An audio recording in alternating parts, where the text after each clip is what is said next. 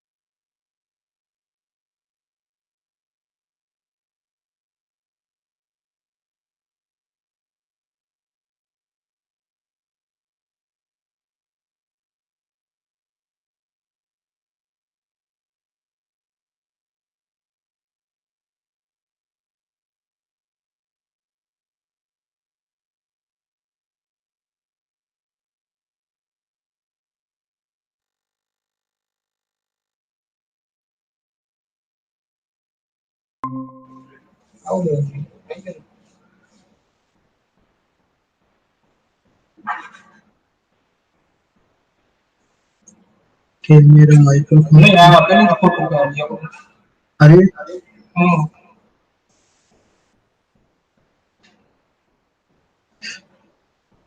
पूछ लो पूछ लो micro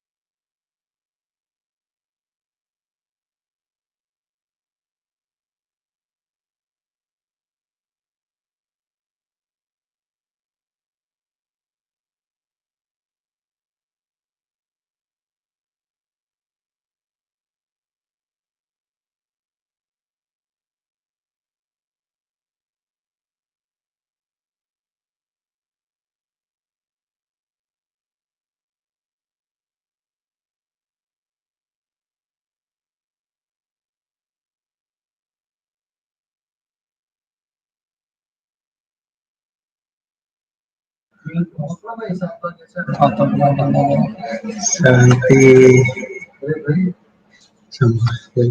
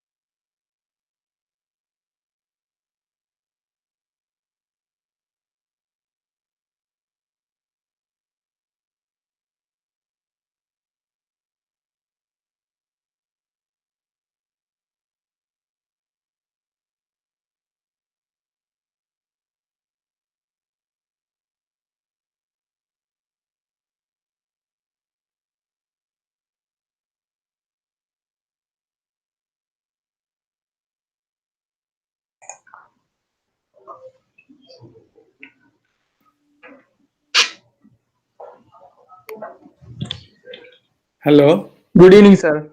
Very good evening. Pankaj Joshi here. Yes, sir. Good evening. Can you see me? Yes, sir. I can. Okay, I can hear you. All right. Yeah. Uh, you have my. This is Jatin Bhai speaking. Who is Yes. speaking? Yes, sir. This is Jatin, sir. Yeah. Hello, Yeah. Jatin. So very good. Hello, Narottam ji. Good evening. हाँ हाँ नमस्कार sir. Yeah, namaste. Good evening Nice sir. to see you. कैसे sir? Good evening, sir. Yeah, बहुत ठीक. Oh sir, you are fine sir. Thank you sir. Thank you so much sir. Pleasure, and nice to see you. No sir, Here. we are sorry sir. Within a very short span of time, sir, अरे we भाई have approached you. हमको तो करना ही है सब ये. Only thing was कुछ pack हो गया था तो हमने फिर कुछ इधर उधर कर दिया. नहीं. तो Next time sir, we'll take a तो note of that.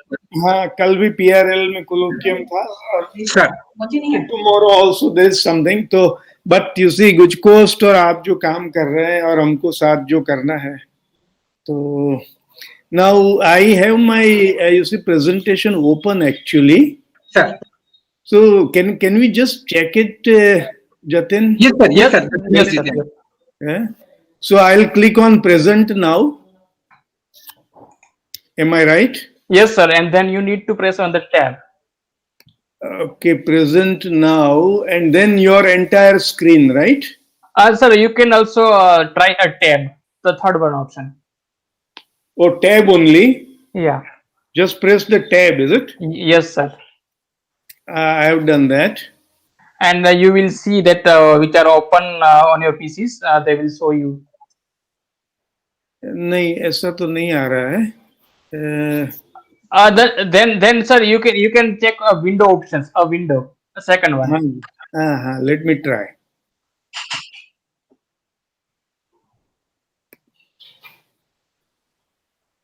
I'll say first your entire screen, and then again I say okay and now I say hello. Now can you see my slide? Yes, sir, we can see it. Very good. So I think so when it is time, then I'll follow this procedure. Definitely, sir. So wonderful. And now I can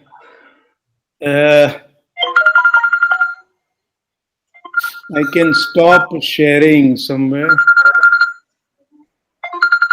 Stop sharing is at the top. Very good. Okay. Okay, sir. So with your permission, can we start the session? Yes, definitely. Please. Namaskar and good evening, everyone. Respected dignitaries on the panel, Honorable Vice Chancellor Sir, Charosat University, respected Dr. Pankaj Joshi Sir, respected Dr. Rushikesh Joshi Sir, respected Dr. Jagruti Prajapati Ma'am, Advisor and Member Secretary of GUJCOST, respected Dr. Narottam Sahu Sir, Principal Scientific Officers of the GUJCOST, respected Dr. Poonam Bhargava Ma'am, all the science communicators, teachers, and their students. Warm welcome to the special outreach program on the Nobel Prize Day 2020 on the occasion of Nobel Prize investiture ceremony. As we all know that the Nobel Prize is announced in the month of October and the award is handed over to the Nobel laureate in the ceremony that has been organized on the 10th of December. But due to COVID-19 pandemic, the Norwegian Nobel Committee has arranged to send the Nobel models and the diplomas to their respective countries. This award ceremony will go live this year, and hence with the aim of to educate all the students, teachers about the Nobel discovery, GUJCOST has planned these outreach programs. On these occasions, I would like to request Dr. Poonam Bhargava ma'am for her welcome note. Thank you, Jatin. I hope I'm audible.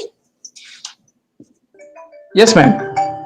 So, Honorable Vice Chancellor Sir from Charosat University, Dr. Pankaj Joshi Sir, respected Dr. Rishikesh Joshi Sir from Gujarat University, Dr. Jagruti Ma'am from GMERS, our respected advisor, sir, Dr. Narottam Sahu, sir, Jatin, our scientific officer, all our CSE coordinators, and all our fellow participants. Today, I have this wonderful opportunity on this auspicious day of 10th of December, that is the Nobel Day, to welcome you all to this unique event that GUJCOST is going to conduct.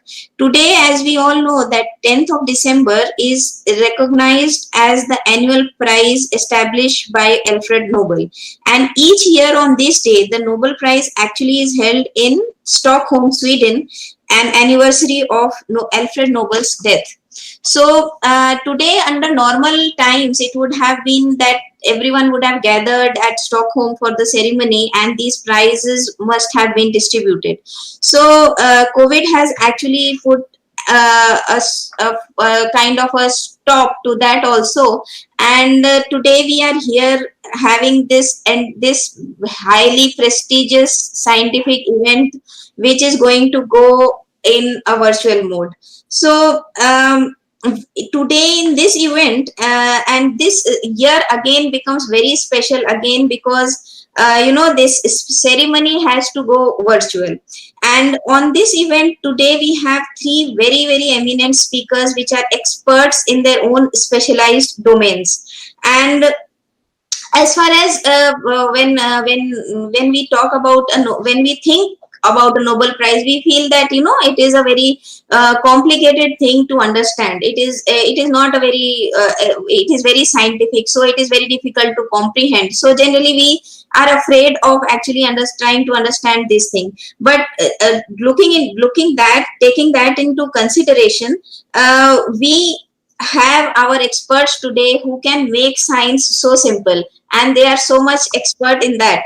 And so what the award is being given for, so understanding it is actually very difficult for students, or even for a research scholar it is very difficult. So today we are here with this special program on this Nobel Day, where our experts will take you through the various awards that are being given, and also followed by that we'll have a live streaming of the Nobel the entire event. So with this, again I welcome you all, and I wish a very interactive and a very knowledge enriching session, and I welcome all the participants, and I hope that they interact and they make the best use of this time and try to understand this very the Nobel Prize, what this Nobel Prize is being given for. Thank you so much. Thank you. Thank you very much, ma'am, for inspiring word. Now I would like to request our advisor and member secretary, respected Narottam Sahu sir, for his opening remarks. Honorable Vice Chancellor sir, Professor Pankaj Joshi sir, our distinguished speakers, Dr. Rishikesh Joshi sir from Gujarat University, Dr. Jagruti Prajapati madam from GMARC, Gandhinagar, my colleagues, Dr. Poonam Bhargav, our scientific officer, Sri Jatin Pandyaji, all our community science center coordinators, all our faculties, our science communicators, volunteers, students. आज एक अच्छा दिन है। आज विश्व का सबसे बड़ा प्राइज, सबसे बड़ा रिकॉग्निशन, ये एक स्टेपिंग स्टोन तरीके से ये आज दिया जा रहा है। ये अल्फ्रेड नोबेल के आज पुण्यतिथि है। आज का दिन में इनके विल के हिसाब से जो नोबेल प्राइज इनका जो सारा इतने महजूद करके रखा था, इनके जो रिसोर्सेस, ये सारा मानव कल्याण के लिए, विज्ञान का हित के लिए, ये आज एक वर्ल्ड रिकॉर्ड तरीके से ये आज दिया जाता है। आज नोबेल प्राइज जो है ये वर्ल्ड का सबसे बड़ा रिकॉग्नाइजेबल एंड सबसे बड़ा सम्मान होता है, जिसके लिए काफी मेहनत करना होता है। एंड इसके जो रिकॉग्निशन होता है ये भी एक बहुत बड़ा स्टेप होता है, जहाँ पे भी एक आप बोल सकते हैं कि टर्निंग पॉइंट होते हैं, एक दशक से दूसरा दशक, दूसरा दशक से तीसरा दशक जैसे हम लोग जाते हैं, इसलिए एक साइंटिफिक प्रॉब्लम से दूसरा साइंटिफिक प्रॉब्लम होते होते आज हम लोग कोविड-19 तक पहुंच गया हुआ है। एंड हमारा टाइम के हिसाब से हम लोग जाएंगे तो ये हिसाब से भी जाता है, जो भी बहुत बड़ा जो विश्व के पहले महामारी था, इसके हिसाब से भी हमारा जो नोबेल प्राइज विनर्स होते हैं, जो नोबेल लॉरेट होते हैं, तो वो भी हमको इस तरीके का महामारी से हमको उपाय का बताया था। एंड इस तरीके से काफी वैक्सीनेशन, काफी एंटीबायोटिक्स, काफी मेडिसिन, काफी अलग अलग टेक्निक्स, काफी अलग अलग प्रोडक्ट्स को दिया जाता हुआ है। आज हम लोग जिस तरीके से कोविड-19 के कारण से हम लोग एक साथ मिल नहीं सकते हैं, हमारे के फिजिकल प्रोग्राम नहीं कर सकते, आज ये टेक्नोलॉजी के माध्यम से जो हम लोग कर रहे हैं, इसके के सोर्स में भी काफी नोबेल प्राइज दिया गया हुआ है। सपोज हम लोग आज जो सेलफोन के बाद में बात करेंगे, इसमें इसी तरीके का 4 और 5 नोबेल लॉरेट का कंट्रीब्यूशन है, जिसको अलग अलग समय में इनको नोबेल प्राइज भी दिया जाता है। तो Nobel prize is the world largest, the greatest contribution for the humankind. It is on the will, it is as per the will of Alfred Nobel, who has given this prize for the benefit of the mankind in the field of physics, chemistry, physiology or medicine, and economics, peace and literature. So in six subjects every year Nobel prizes are been given, and the cost and each prize is a huge amount. It is something around 8.5 crores in Indian rupees and 10 million in Sweden currency, and about 1.1 US million dollar the prize amount. So lot of things has been discussed during these days, and it's a great program. It's a great week. We can say that it is at Stockholm and Oslo, where this Nobel Prize in Physics, Chemistry, Medicine, Economics, Peace and literature that has been given by the kings of Sweden and the laureates there. So every year, in fact, since 2017, with the support of Government of Gujarat and support of Government of India, we are having the first Nobel Prize exhibition and Nobel dialogue in Gujarat. It was a historical moment when our Honorable Prime Minister, Sri Narendra Modi, has inaugurated the first Nobel exhibition at Gujarat Science City on 17th September 2017 in the presence of 9 Nobel laureates at a time. And on the subsequent days, these 9 Nobel laureates has interacted with our students, faculties, our teachers, our research scholars, and motivated them how science works and how we can think about the basic science and basic problems of the society, and how we can pursue our career and our future in the development of science and technology, as well as a solid contribution to the societal development. And subsequent to years, this Nobel laureate Nobel dialogue is being organized in different parts of the country, in the different countries also, where the Nobel laureates, they come to the classroom and have a very personal dialogue with the students and teachers, and share their experiences, how they conceived that ideas of these types of research, which was a change maker, we can say. So getting an inspiration in GUJCOST, Gujarat Council on Science and Technology, we are also developing 4 regional science museums at Rajkot, Bhavnagar, Patan and Bhuj, and very soon we are also adding another one in Barodara. So in each of the regional science museum, we have a dedicated Nobel Prize gallery, where we are discussing, suppose something at Rajkot, we are discussing very exclusively on Nobel Prize Physics. At Patan, our gallery will be dedicated to Nobel Prize Chemistry. In the Bhavnagar Regional Science Museum, the gallery will be dedicated to, one gallery has to be dedicated to the physiology or medicine. So in that way, we are connecting the Nobel laureates, Nobel foundations to the faculties and our researchers, scientists and students of this state and country. So this is the day. Every year we are having a very live program, either Science City or with all community science centers all across the state in the every districts.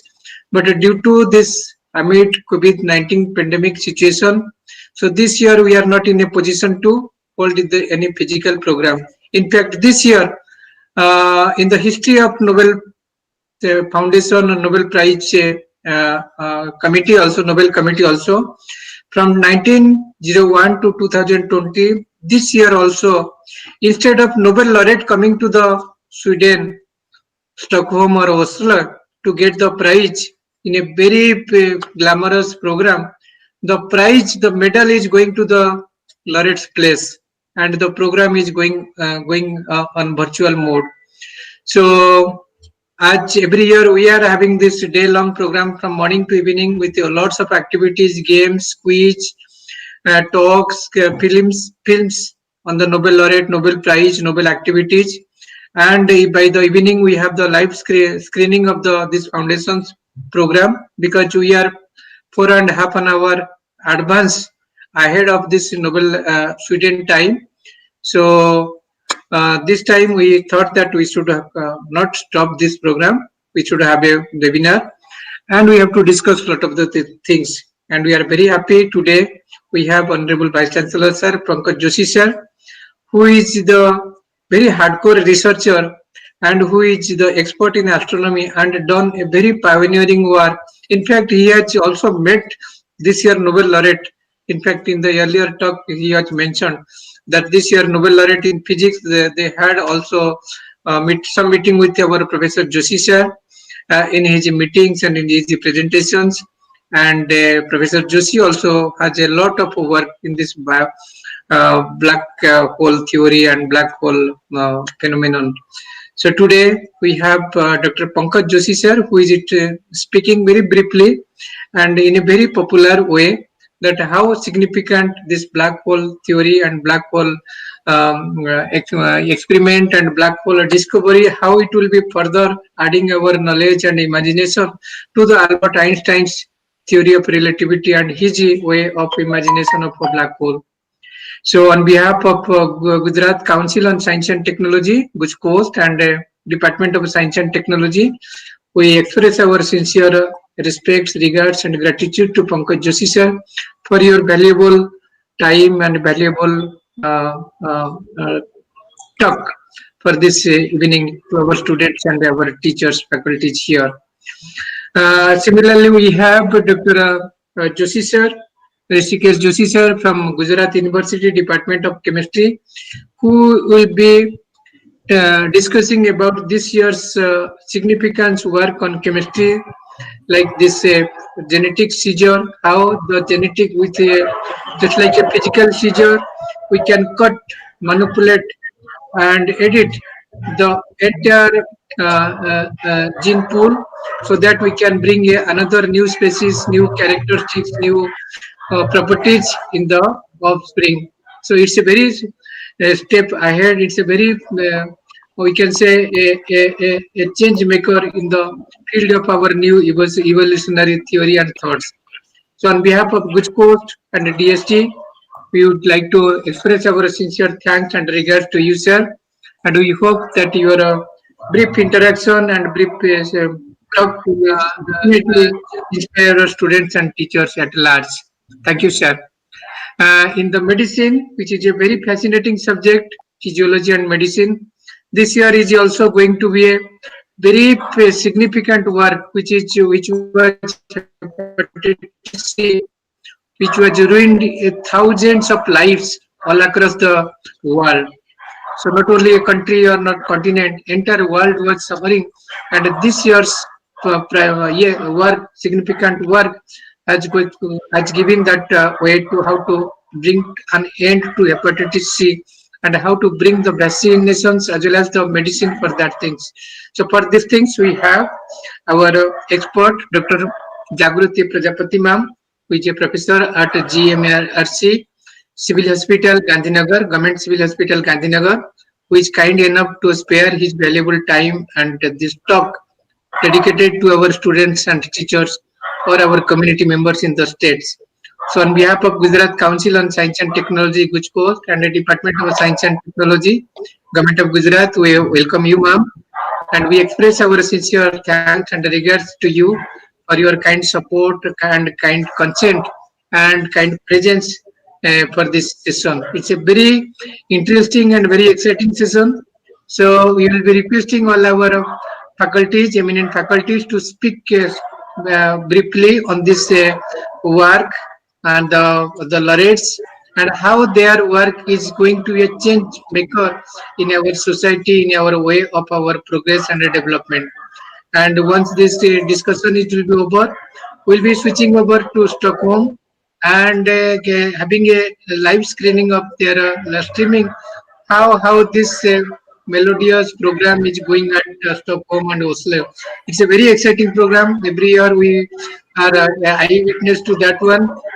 It's a lots of music, this chorus, the brief presentation, the award citations, as well as the brief talk about the laureates. It's a very exciting moment for not only for the Nobel laureate, the family, their staff member, their colleagues, for the entire science lover or science enthusiasts. So I think though it is a virtual, this year also we will be able to feel that flavor and the excitement of this Nobel Prize distributions and this moment.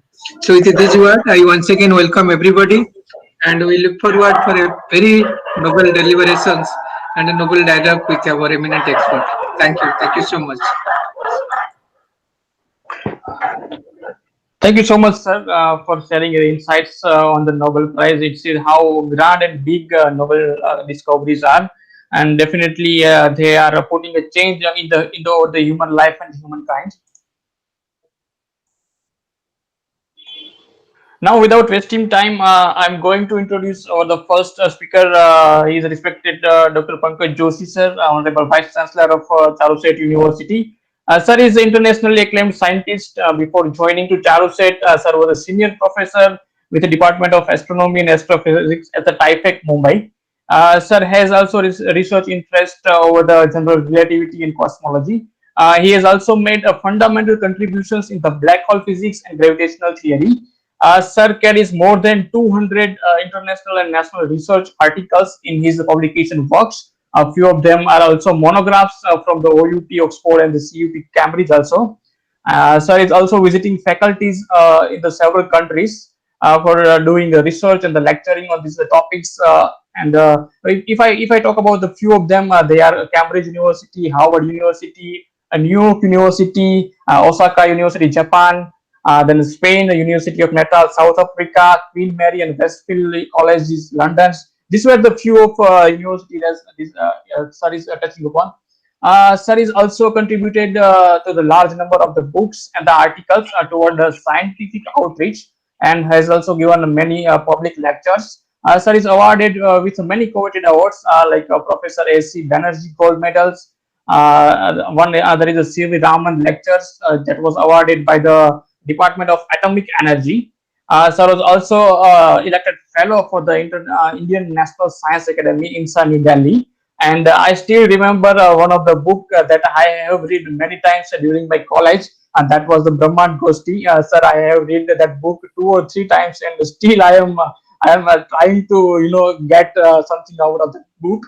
So welcome you, sir, and I would like to request sir to deliver the lectures on the Nobel Prize Physics 2020. Sir. Okay, thank you very much, Professor Sahu, Jatin Bhai, the distinguished panel, Parikshit ji, Jagruti madam, and all the audience, students, academics, teachers, citizens.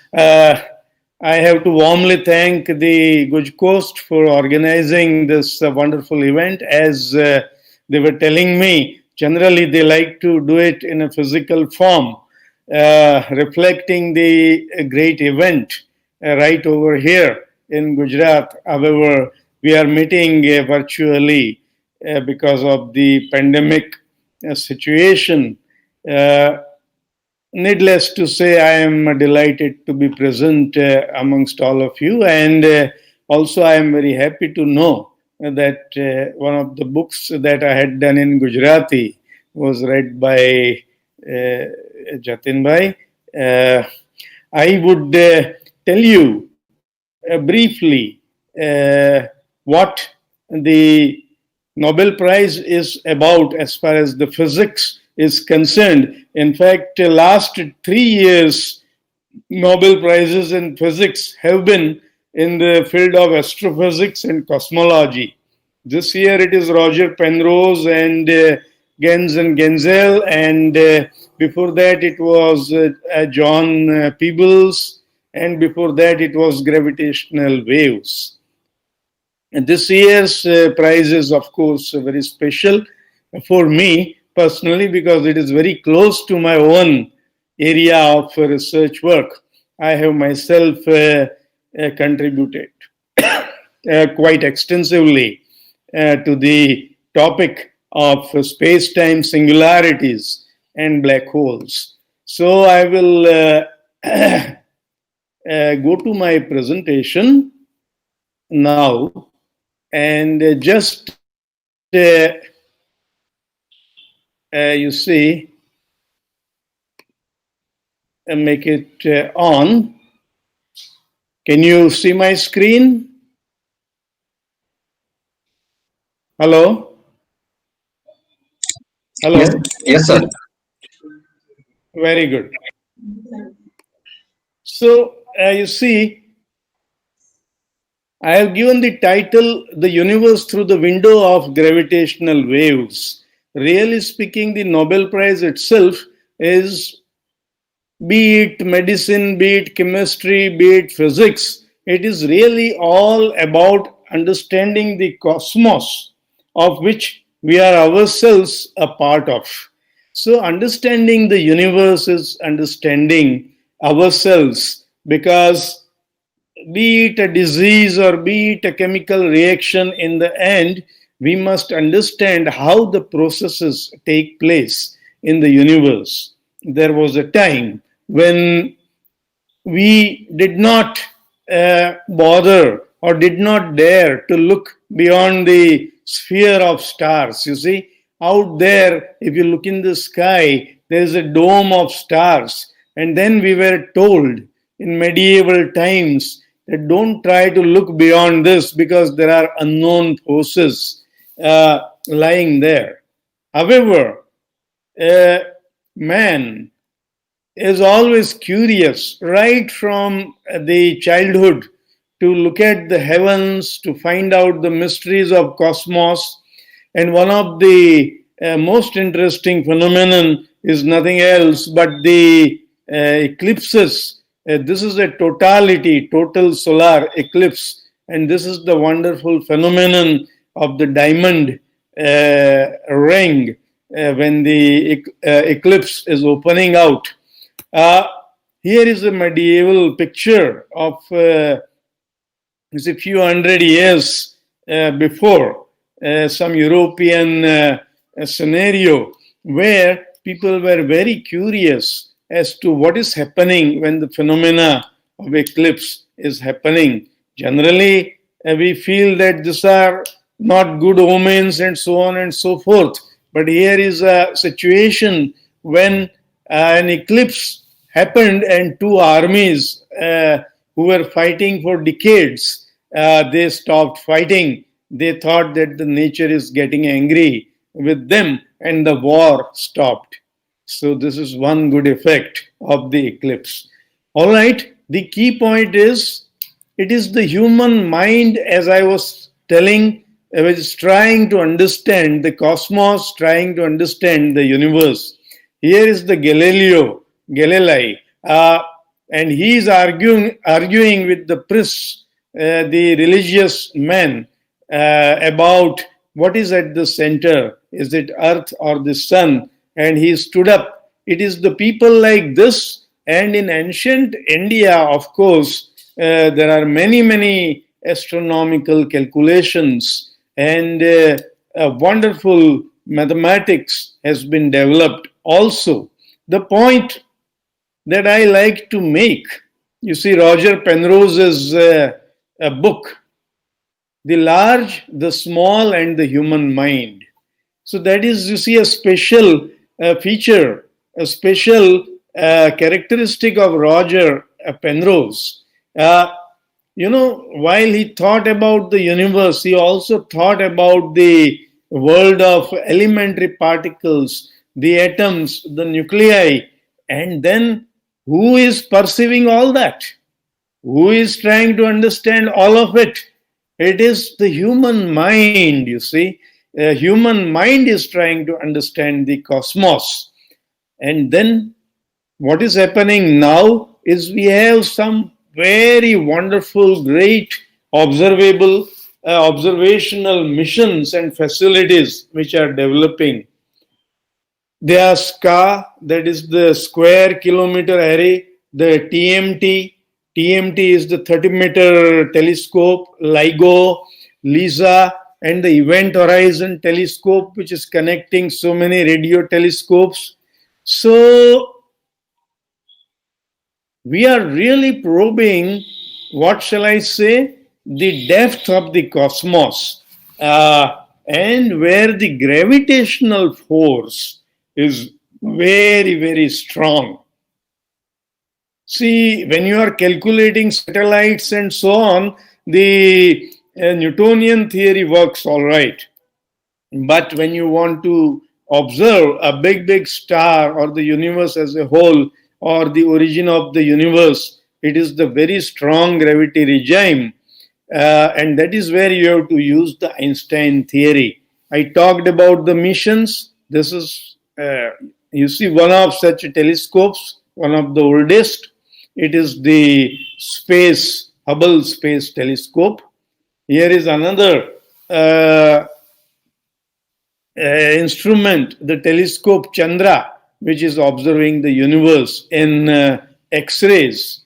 And when you look out there, you see so many galaxies out there, big, big galaxies. And it is this cosmology to which Roger's work, I mean Roger Penrose, since I know him for such a long time.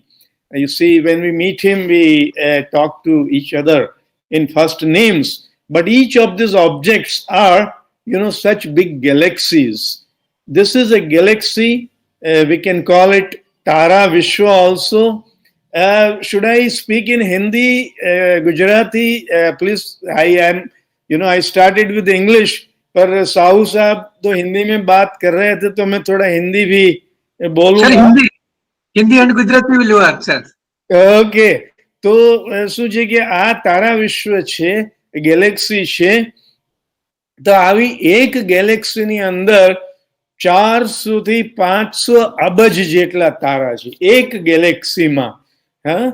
એક ગેલેક્સીની અંદર 400 થી 500 અબજ તારા, અને એમાં એની અંદર આપણો જે સૂર્ય એ તો એક નાનકડો તારો. આપણો સૂર્ય એ આવડી મોટી ગેલેક્સી એના એક ખૂણામાં રહેલો એક નાનો એવો તારો. અને આવું હું તમને કહેતો તો એ પ્રમાણે આવી તો અબજો ગેલેક્સી પાછી આપણે બ્રહ્માંડમાં જોઈ રહ્યા છીએ. એટલે આવું આ મહાવિશ્વ અને એનો અભ્યાસ કરવાની હિંમત આવો નાનકડો માણસ કરી રહ્યો છે.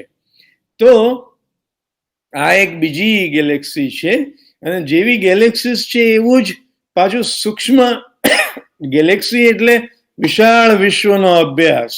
જ્યારે અતિ સૂક્ષ્મ વિશ્વ પણ છે, તો એ સૂક્ષ્મ વિશ્વની અંદર particles, elementary particles, atoms, neutrons, protons, આ બધાનો અભ્યાસ થાય. આ જે ફોટો છે લાર્જ હેડ્રોન કોલાઇડર અને એની ટ્યુબનો આ ફોટો છે. હું તમને તારાઓની વાત કરતો હતો. मैं बता रहा था कि कितने तारे हैं आकाश में. तो हमारा सूर्य देखिए एक कोने में है, इतना छोटा सा तारक है. तो हमारी गैलेक्सी જેને આપણે આકાશ ગંગા કહીએ છીએ અથવા તો પેલું કહીએ ને દૂધિયો પટ્ટો, તો એની અંદર જ મોટા મોટા એવા તારાઓ છે કે જે સિરિયસ, પોલક્સ, આર્કટ્રસ, આ બધા તારાઓ જે છે એ તારાઓ એ સૂર્ય કરતા 10 ગણા, 20 ગણા, 50 ગણા મોટા તારાઓ. અને આ તારાઓનું શું થાય જ્યારે એની અંદરનું બળતણ ખતમ થાય ત્યારે એ મુખ્ય જે કામ છે એ રોજર પેનરોઝનું કાર્ય છે. સૂર્ય છે, મેં તમને અહીંયા શું બતાવ્યું કે સૂર્ય છે બીજા બધા તારાઓ કરતા કેટલો નાનકડો, પણ એ સૂર્યની સરખામણીમાં આવડો મોટો આ સૂર્ય છે તો એની સરખામણીમાં આપણી પૃથ્વી તો જુઓ, આટલા નાનકડા એક રાઈના દાણા જેટલું પણ એ પૃથ્વીનું કદ છે એ છે નહીં. આવડો મોટો આ સૂર્ય છે. તો સૂર્ય એક નાનકડો તારો અને મોટા મોટા તારાઓની સરખામણીમાં, અને બીજી બાજુએ આપણી આ પૃથ્વી. હવે એ આવડી પૃથ્વીની અંદર બોલો, આપણે આ બધી નોબેલ પ્રાઇઝની સેરેમની ને 5 મોટા મોટા ખંડો ને એમાં એશિયા ખંડ અને એની અંદર વળી ભારત ને એના એટલા રાજ્યો ને એમાં આપણી પાછી ગરવી ગુજરાત ને એમાં આપણે અમદાવાદ, ગાંધીનગરમાં બેઠા સેલિબ્રેશન કરીએ. પણ હું તમને જે કહેવાનું તાત્પર્ય છે, એ માણસ જે છે એ એક પેલા ધૂળના રજકણ ઉડતા દેખાય ને, તો એ એક નાનકડા રજકણ કરતા પણ આપણું સ્થાન છે એ બ્રહ્માંડમાં નાનકડું છે. પછી આપણી ઉપાધિઓ ભલે બ્રહ્માંડથી એ મોટી હોય, પણ આપણે આગળ જઈએ. એક તારો છે એનું શું થાય છે, એની અંદરનું બળતણ જ્યારે ખલાસ થાય છે ત્યારે આખા એ તારાનું સંકોચન થવા લાગે છે. અને એ તારાનું સંકોચન થાય એ ગુરુત્વાકર્ષણના બળને કારણે. અને એ ગુરુત્વાકર્ષણનું બળ, એનો જે આખો સિદ્ધાંત, એનું જે આખું જે મિકેનિઝમ, એ આ આઈન્સ્ટાઈનનો સાપેક્ષવાદનો સિદ્ધાંત, એના દ્વારા એ ગવર્ન થાય છે. Sorry to interrupt, but sir, slide is not changing, sir. Sorry? Sir, slide is not changing. Is it changing now? No, sir. Changing now? No, sir. We are still not able to see the changing slide. You have to use arrow key, sir. So what should I do? Should I?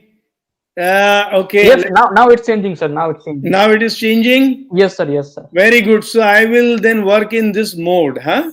Yes, sir. Sure. Okay. So a star is the slide changing now? Can you see the Einstein picture now? Yes, sir. Yes, sir. Yes, sir. I can Very see. good. Very good. So you see Einstein's theory of relativity. Could you see the stars I was showing you earlier? અત્યારે હું સૂર્ય અને બીજા તારાઓ જે દેખાડું છું. Yes, sir. We can see the sun and the star as well. so એટલે આ જે છે, આવા મોટા મોટા તારાઓનું અંદરનું બળતણ ખલાસ થાય ત્યારે ગુરુત્વાકર્ષણ છે એ તારાઓનું સંકોચન કરી દે છે. અને ત્યારે આવા તારાનું શું થાય એ સમજવા માટે આઈન્સ્ટાઈનનો સિદ્ધાંત વાપરવો પડે. અને એ આઈન્સ્ટાઈનનો સિદ્ધાંત વાપરવાનું કામ કર્યું રોજર પેનરોઝે. અને એ રોજર પેનરોઝનું જે કાર્ય છે એમાંથી જ બ્લેક હોલની વાત આવે છે. હા, મેં તમને આ ચિત્ર દેખાડ્યું, એ એક બ્લેક હોલ એનું ચિત્ર છે. થિયરેટિકલી રોજર પેનરોઝે એવું એઝમ્પશન કર્યું કે મહાકાય તારો જ્યારે સંકોચ પામે ત્યારે બ્લેક હોલ જ બને. પણ ખરેખર પેનરોઝનું જે મૂળ કાર્ય છે, જેને માટે એને આ નોબેલ પ્રાઇઝ અપાયું આ વર્ષમાં, એ પેનરોઝે એવું બતાવ્યું કે આઈન્સ્ટાઈનનો સિદ્ધાંત વાપરીને જ્યારે તમે તારાઓના મૃત્યુની અંતિમ અવસ્થા એની ગણતરી કરો ત્યારે એક સ્પેસ ટાઈમ સિંગ્યુલારિટી એની ઉત્પત્તિ થાય. આ સ્પેસ ટાઈમ સિંગ્યુલારિટી એ શું છે? એ એક બ્રહ્માંડની એવી જગા છે જ્યાં આગળ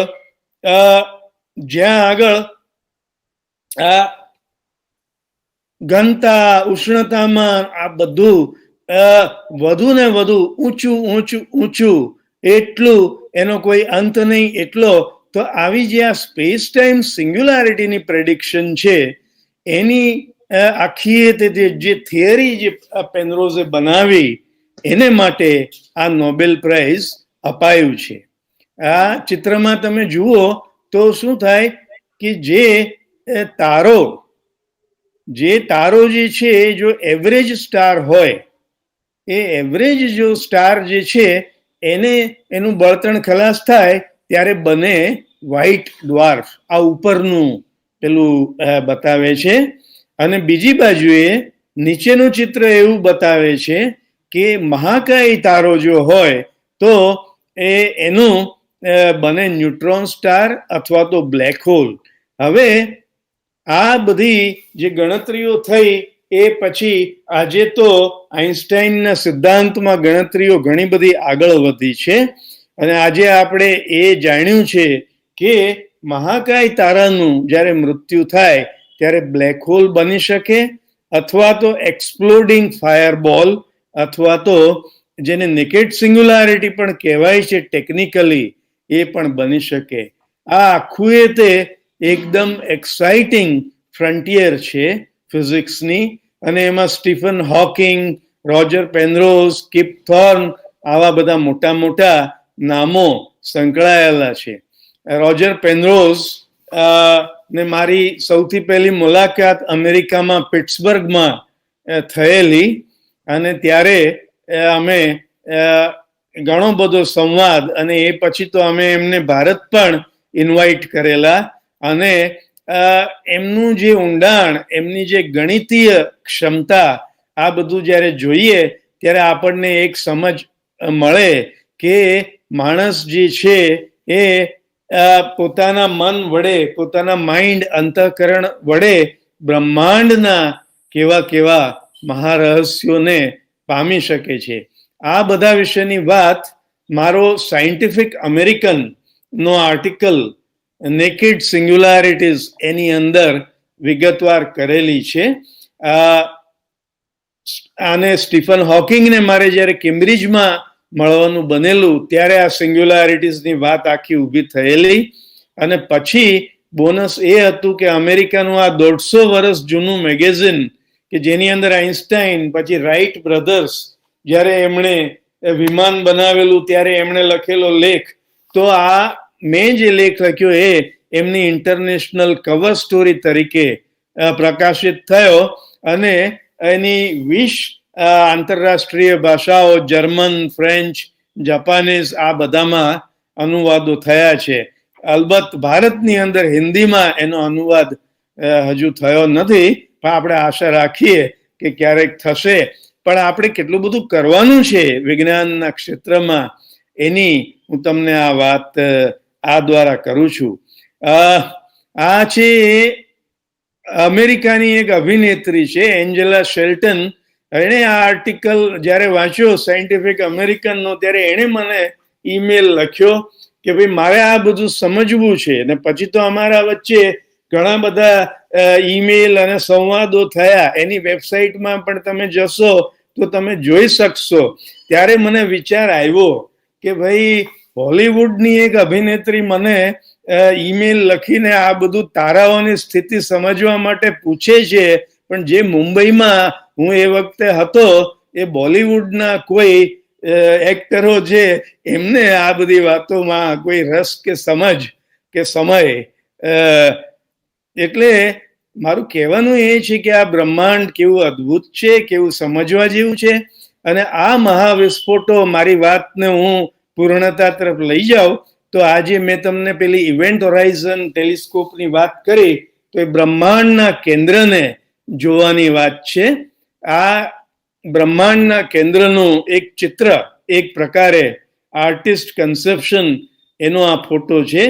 જુદા જુદા આખી પૃથ્વી પરના રેડિયો ટેલિસ્કોપ એને કનેક્ટ કરીને આ એક ઇવેન્ટ હોરાઇઝન ટેલિસ્કોપ બનાવ્યું છે અને એના દ્વારા ગયા વર્ષે એપ્રિલ મહિનામાં એક ઇમેજ બ્લેક હોલની એની વાત કરેલી. આ મારું જે ઓક્સફર્ડ યુનિવર્સિટી પ્રેસ ઇંગ્લેન્ડ દ્વારા પબ્લિશ થયેલું પુસ્તક the story of collapsing stars, એની અંદર આ બધા વિશે ઘણી બધી વાત કરી છે. તમારામાંથી જે લોકોને રસ હોય એ લોકો આ પુસ્તક જો વાંચે તો એની ઇન્ડિયન એડિશન પણ અવેલેબલ છે. એની ઇન્ટરનેશનલ એડિશન મોંઘી છે, પણ ઓક્સફર્ડે ખાસ એક ઇન્ડિયન એડિશન આપણા વિદ્યાર્થીઓ એક્સેસ કરી શકે એ માટે બનાવી છે. આ જે છે એ ગ્રેવિટેશનલ વેવ્સની લીગો ઓબ્ઝર્વેટરી છે અને પ્રોફેસર કિપ થોર્ન કે જેમને આ નોબેલ પ્રાઇઝ 2 વર્ષ પહેલા મળેલું, એમણે આપણું જે અહીંનું મારું જે મુખ્ય સંશોધન નેકેડ સિંગ્યુલારિટીઝ ઉપરનું, એના વિશે એમણે વાત કરી કે જો આ નેકેડ સિંગ્યુલારિટીઝ હોય તો તમે કેવી રીતે આપણે આ બ્રહ્માંડમાં એનું અવલોકન કરી શકીએ. આ બેંગ્લોરમાં એમણે જે એક ટોક આપી એ વખતની આ વાત છે. આ કિપથોન સાથે બધી ચર્ચાઓ અને એનું એક આ ચિત્ર, આ સાથે મને એમ છે કે મારી વાત હું પૂરી કરું. આપણો સમય મર્યાદિત છે, પણ રોજર પેનરોઝ અને એની વાત અને એમના ચિત્ર સાથે એમની જે ભવ્ય અને એકદમ ઊંડાણવાળી જે માત્ર ગાણિતિક પ્રતિભા નહીં પણ બ્રહ્માંડને જાણે કે પોતાના મનમાં સમાવવાની જે એમણે પોતાના અંતઃકરણનો વિકાસ કર્યો, એને અંજલિ સાથે આપણે આપણી વાતનું સમાપન કરીએ. Thank you very much again to ગુજકોસ્ટ, the Department of Science and Technology, and to all the organizers. Thank you very much. Thank you so much, sir. Thank you so much. Yes. Thank you so much, sir, for explaining it in a very interesting way. Thank you. We will have some question answer sessions at the end of all dignitaries speaking notes. Okay, I will try to come back at that time. Right now, I need to go because of another meeting. So I'll try. Sure, sir. Sure, sir. Definitely. Sure. Thank you, sir. Because you see some other inevitable engagement. No issue, sir. Thank you so much for your. I think Narottamji knows so much that if there are, any questions, kindly. Yes, Thank you. Sure. Bye-bye. Thanks, sir. Thank you, sir. Thank you very much, sir. Bye-bye. Thank you. Yeah. Now I'm going to introduce the second speaker of the sessions. He is respected Dr. Joshi, sir, currently working with the Department of Biochemistry and Forensic Science at Gujarat University. Sir carries more than 11 years of experience in the various research on the enzymes, protein degradations, DNA binding, DNA cleavage activities. Sir is also presented many research works at the national and international level. He has been also awarded with the Young Scientist Award for the study on various phytochemical compounds. Sir has also claimed the International Travel Awards from the DST Sub Department to present the research paper in the Symposium of the Protein Society at Barcelona, Spain. Sir is also associated with various collaborative research projects that has been carried out with the industries and academia as well. So I would like to request respected Dr. Joshi, sir, to please present his sessions on the Nobel Prize on the Chemistry 2020. Yeah, thank you very much, Jatin, for your introduction. Am I audible properly? Yes, sir. Yes, sir. Okay. Respected Sahu, sir, and others officers from the GUJCOST, I am very much thankful to you to give me opportunity to discuss with this topic on the Nobel Prize 2020 in chemistry. Okay.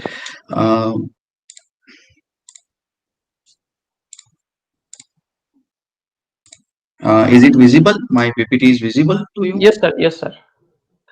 Okay. So this special outreach program on Nobel Prize 2020 and my lecture on the Nobel Prize in Chemistry 2020 for the development of a method for genome editing.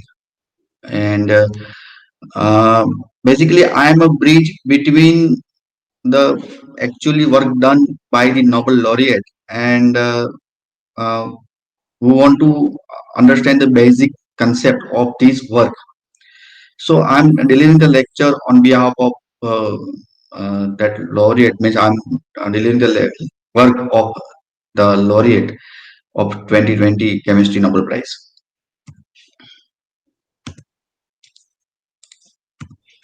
Okay, so this Prize in Chemistry 2020 goes to the two scientists and awarded to the two scientists. One is Emmanuel Charpentier and another is Jennifer Doudna for the development of the method for genome editing and by the Royal Swedish Academy of the Science. Okay, so basically these two lady had has given or done the tremendous work to edit or to develop a method to edit our genome.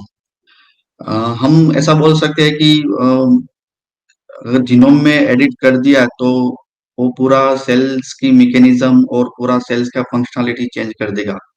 Okay, so it वो बहुत सारी application हो सकती है in into the life science, into the medical science also. And it वो लोगों ने बहुत सारे काम इंडिविजुअल भी किए एंड इन कोलैबोरेशन में भी किए हुए हैं. So before starting to the basic work or exactly work of this Nobel laureate, I would like to give you some introduction regarding the basic concept of the genome, DNA, gene, and all these mechanisms. Okay, अगर हम देखें तो सबको पता होगा what DNA. DNA is a deoxyribonucleic acid. It is a hereditary materials in our body. आनुवंशिक material है. Hereditary material means आनुवंशिक मटेरियल है. Means it is a generation generation pass होता रहता है. Means one child is looking like their father. Okay, so it's depends on their DNA. So we have the millions of cells in our body and cells consist of the nucleus. Okay, and nucleus में chromosome होते हैं. Okay, we have 46 number of chromosome and these 46 number of chromosome made up of the DNA. एक chromosome DNA से बना होता है. ये जो 46 number of chromosome है उसको हम जीनोम बोलेंगे. Genome means it's having the decoding or having the all coding part और जो भी सेल के लिए चाहिए, जो भी सेल्यूलर एक्टिविटी के लिए चाहिए, सिग्नल्स चाहिए, जो भी सेल्यूलर एक्टिविटी के लिए मैसेज चाहिए, वो पूरा जीनोम में एनकोडेड है. Okay, throughout the life genome कभी चेंज नहीं होता है. Throughout the life DNA कभी चेंज नहीं होगा. व्हाइल फ्रॉम द बर्थ और from the embryo development to the death embryo similar रहता है. यस, थोड़े एनवायरमेंटल प्रेशर आते हैं कि वो चेंज हो सकते हैं, बट पूरा एम्ब्रियो चेंज नहीं होगा, जीनोम चेंज नहीं होगा. Okay, so somebody having the mutant gene or mutant genome और कुछ ऐसा म्यूटेशन है कि इनहेरिटेड, हम इसको बोलते हैं inherited means into the genetic mutations और जेनेटिक डिसऑर्डर्स, इनहेरिटेड डिसऑर्डर, तो थ्रू आउट द लाइफ वो चलता रहेगा, उसमें हम चेंज नहीं कर पाते. So because of these two ladies invention now it is possible and now door will open to change that type of inherited disorders gene. Okay, so genome is a 46 number of chromosomes में genome बनता है. उसमें से chromosome is made up of the totally DNA and histone binding DNA binding proteins and ये पूरा DNA packaging जो होता है उससे chromosome बनता है. So and ultimately the main players and main players of these our cellular activity and our life, it is DNA. So DNA is a deoxyribonucleic acid having a gene. Okay, gene हम इसको ऐसा बोल सकते हैं कि gene ये DNA के small pieces होंगे, कोडिंग पार्ट, जिसमें से कोई आरएनए बनेगा, उसमें से प्रोटीन बनेगा एंड अल्टीमेटली इट विल हो जाएगा सेल्स के अंदर और सेल्यूलर एक्टिविटी करेगा। ओके, ऐसा नहीं है कि पूरा डीएनए हैविंग जीन और पूरा DNA made up of the gene, नहीं, there are the many others sequences. हम इनको अगर हम लाइफ बायोलॉजी की बायोकेमिस्ट्री की भाषा में बोले तो हम उसको सीक्वेंसिंग बोल सकते हैं, सीक्वेंस, डीएनए सीक्वेंस। तो बहुत सारे ऐसी सीक्वेंस है, ऐसी पोर्शन है इनटू डीएनए जो नॉन कोडिंग है। ओके, तो इनको हम इंटरजेनिक रीजन बोल सकते हैं, दो जीन के बीच का रीजन, तो इंटरजेनिक रीजन ऐसा नाम दिया हुआ है, बट एक नॉन कोडिंग पार्ट है। नॉन कोडिंग पार्ट है, इसका मतलब ये नहीं हो रहा है कि इसका कोई फंक्शन नहीं है, इसका कोई वर्क नहीं है, एक वैसे ही सेल्स ने डेवलप किया हो, but they are having some special functions.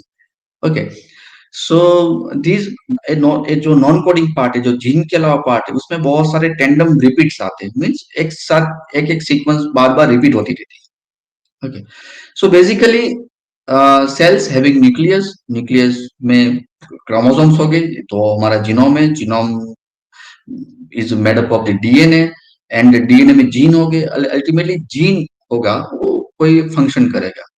Suppose किसी का ग्लूकोज मेटाबॉलिज्म के जो पाथवेज का जीन है, जब हम we are taking the food and food में से जो ग्लूकोज मेटाबोलाइज होते हैं, तो there are the set of enzymes responsible for that, तो उनके अलग अलग जीन होके प्रेजेंट होगे डीएनए में। If you are doing the exercise, मैं अभी ये वर्कआउट कर रहा हूँ, मैं अभी मेरे मसल्स को रन कर रहा हूँ, मूवमेंट कर रहा हूँ, तो ये मसल्स मूवमेंट के लिए भी जीन रिस्पॉन्सिबल होंगे। अभी मैं लेक्चर डिलीवर कर रहा हूँ, तो जो मेरे माइंड में जो सीक्वेंस होंगी कि मुझे क्या आगे पास करना है, तो उनके पीछे भी ऐसे जीन्स रिस्पॉन्सिबल है। So each and every activity into the cellular organisms into the human body controlled by the gene.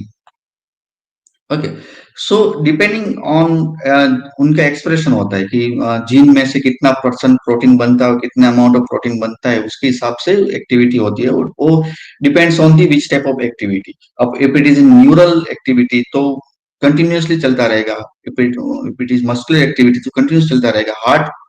Heart के जो मसल्स के जो सेल्स है उसका एक्सप्रेशन और उनके उसमें प्रोटीन एक्सप्रेशन कंटिन्यूस होता रहेगा।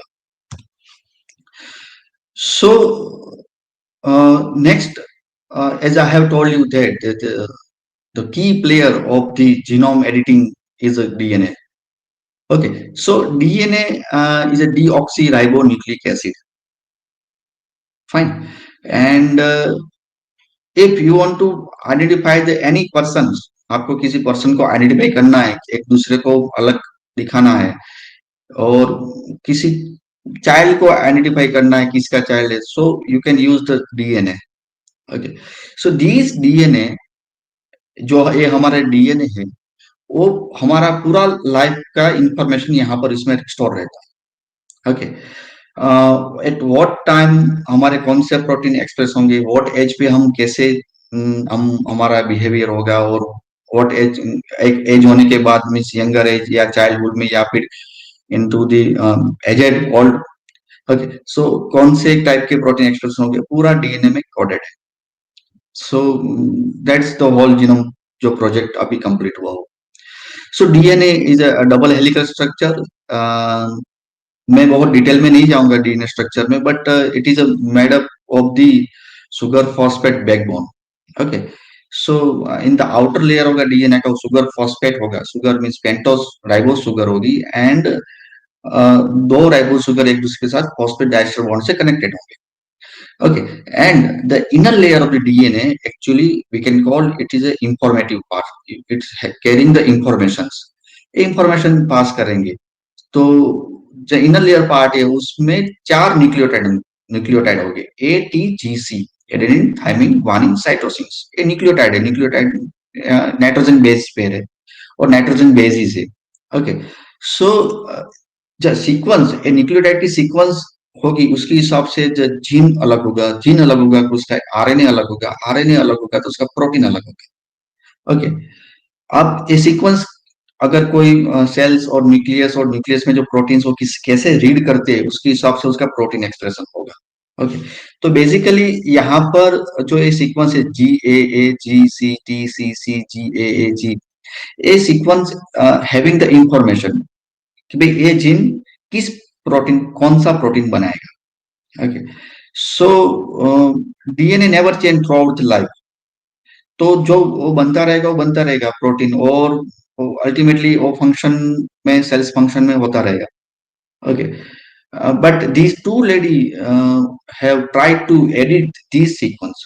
तो अभी तक ऐसा कुछ हमारे पास टेक्नोलॉजी नहीं थी कि हम डीएनए अगर if we can change the DNA, अगर कोई mutant DNA somebody is carrying mutant DNA, so वो तो पूरी लाइफ तक उसके पास रहेगा, तो वो तो बहुत ही उनके लिए प्रॉब्लमेटिक बन सकता है। तो ये म्यूटेंट डीएनए को कैसे हम एडिट करके नॉर्मल में कन्वर्ट कर सके, ए बेसिक रिसर्च था ये दो लॉरिएट का जो केमिस्ट्री में अभी तक मिला, शर्पेंशर एंड जेनिफर का।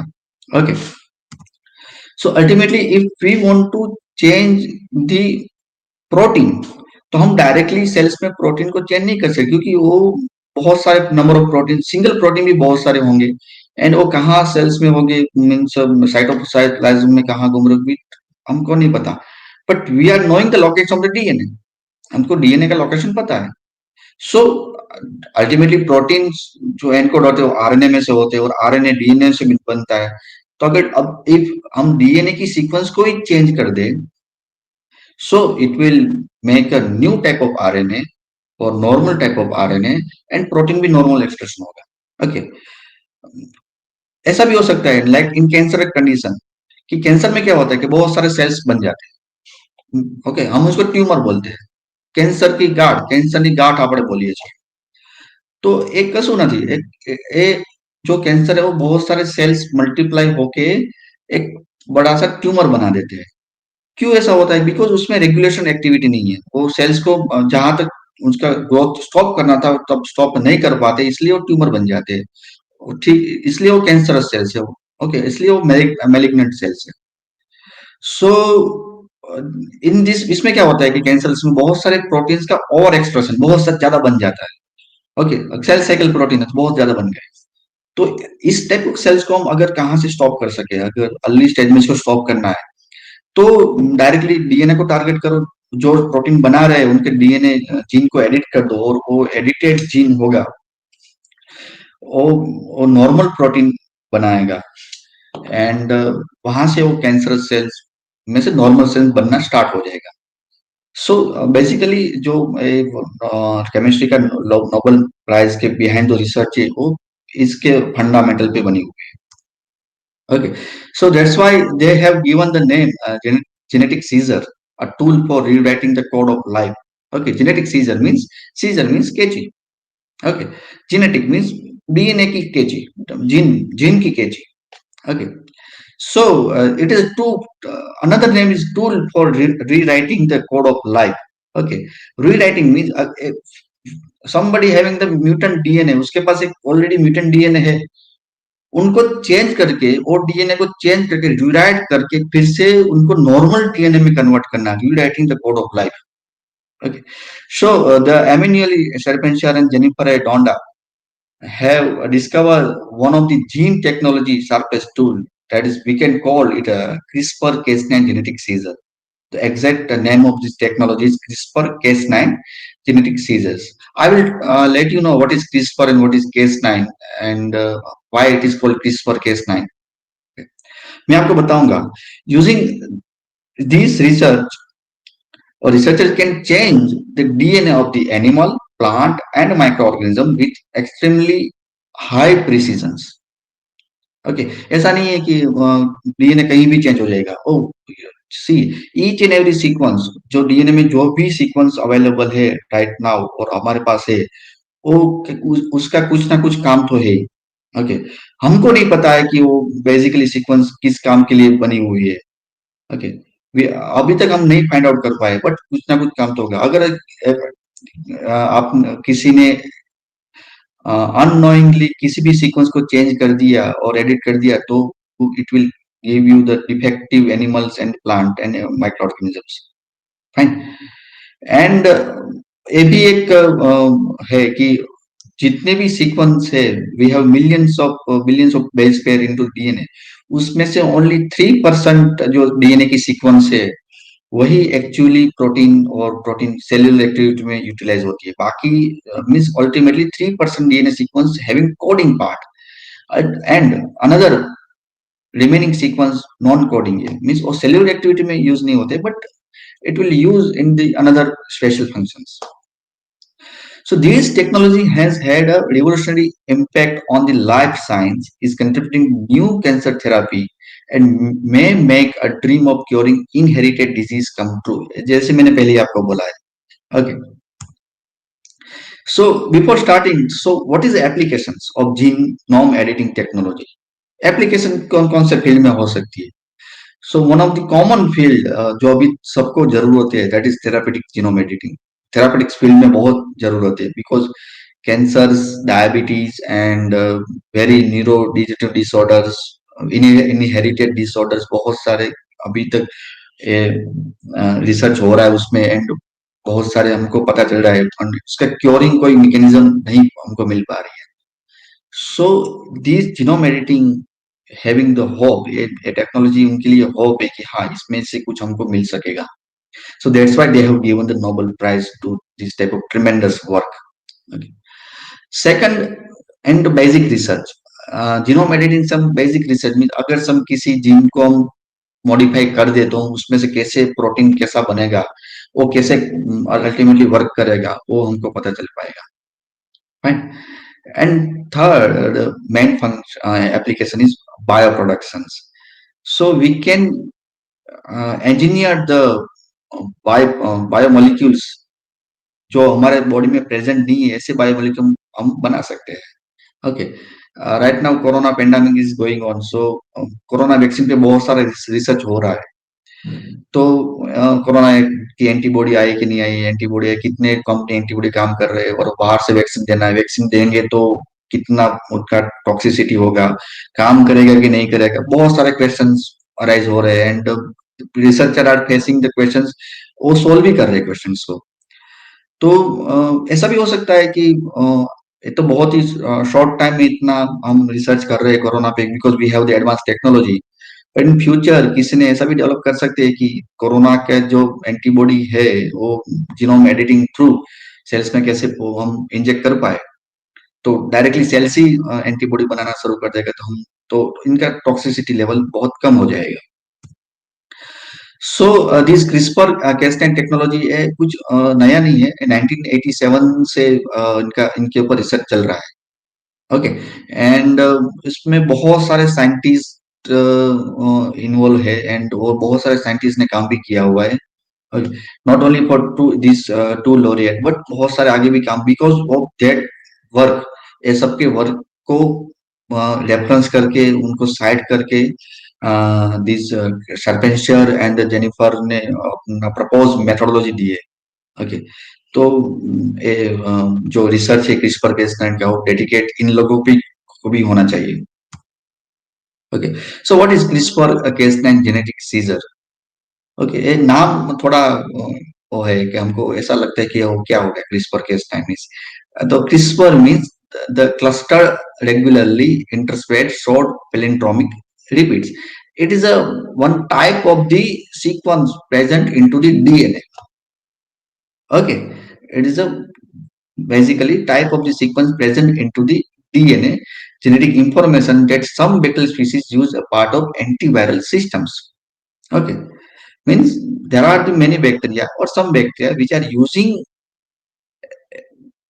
एज एंटीवायरल सिस्टम के एक क्रिस्पर जो जीन है उनका यूज करते हैं. Okay. So from these research ये बैक्टीरिया में इतना यूज हो रहा है, उसके ऊपर से दे हैव गॉट आइडिया कि ये हम ह्यूमन में क्यों नहीं इम्प्लांट कर सकते. ओके.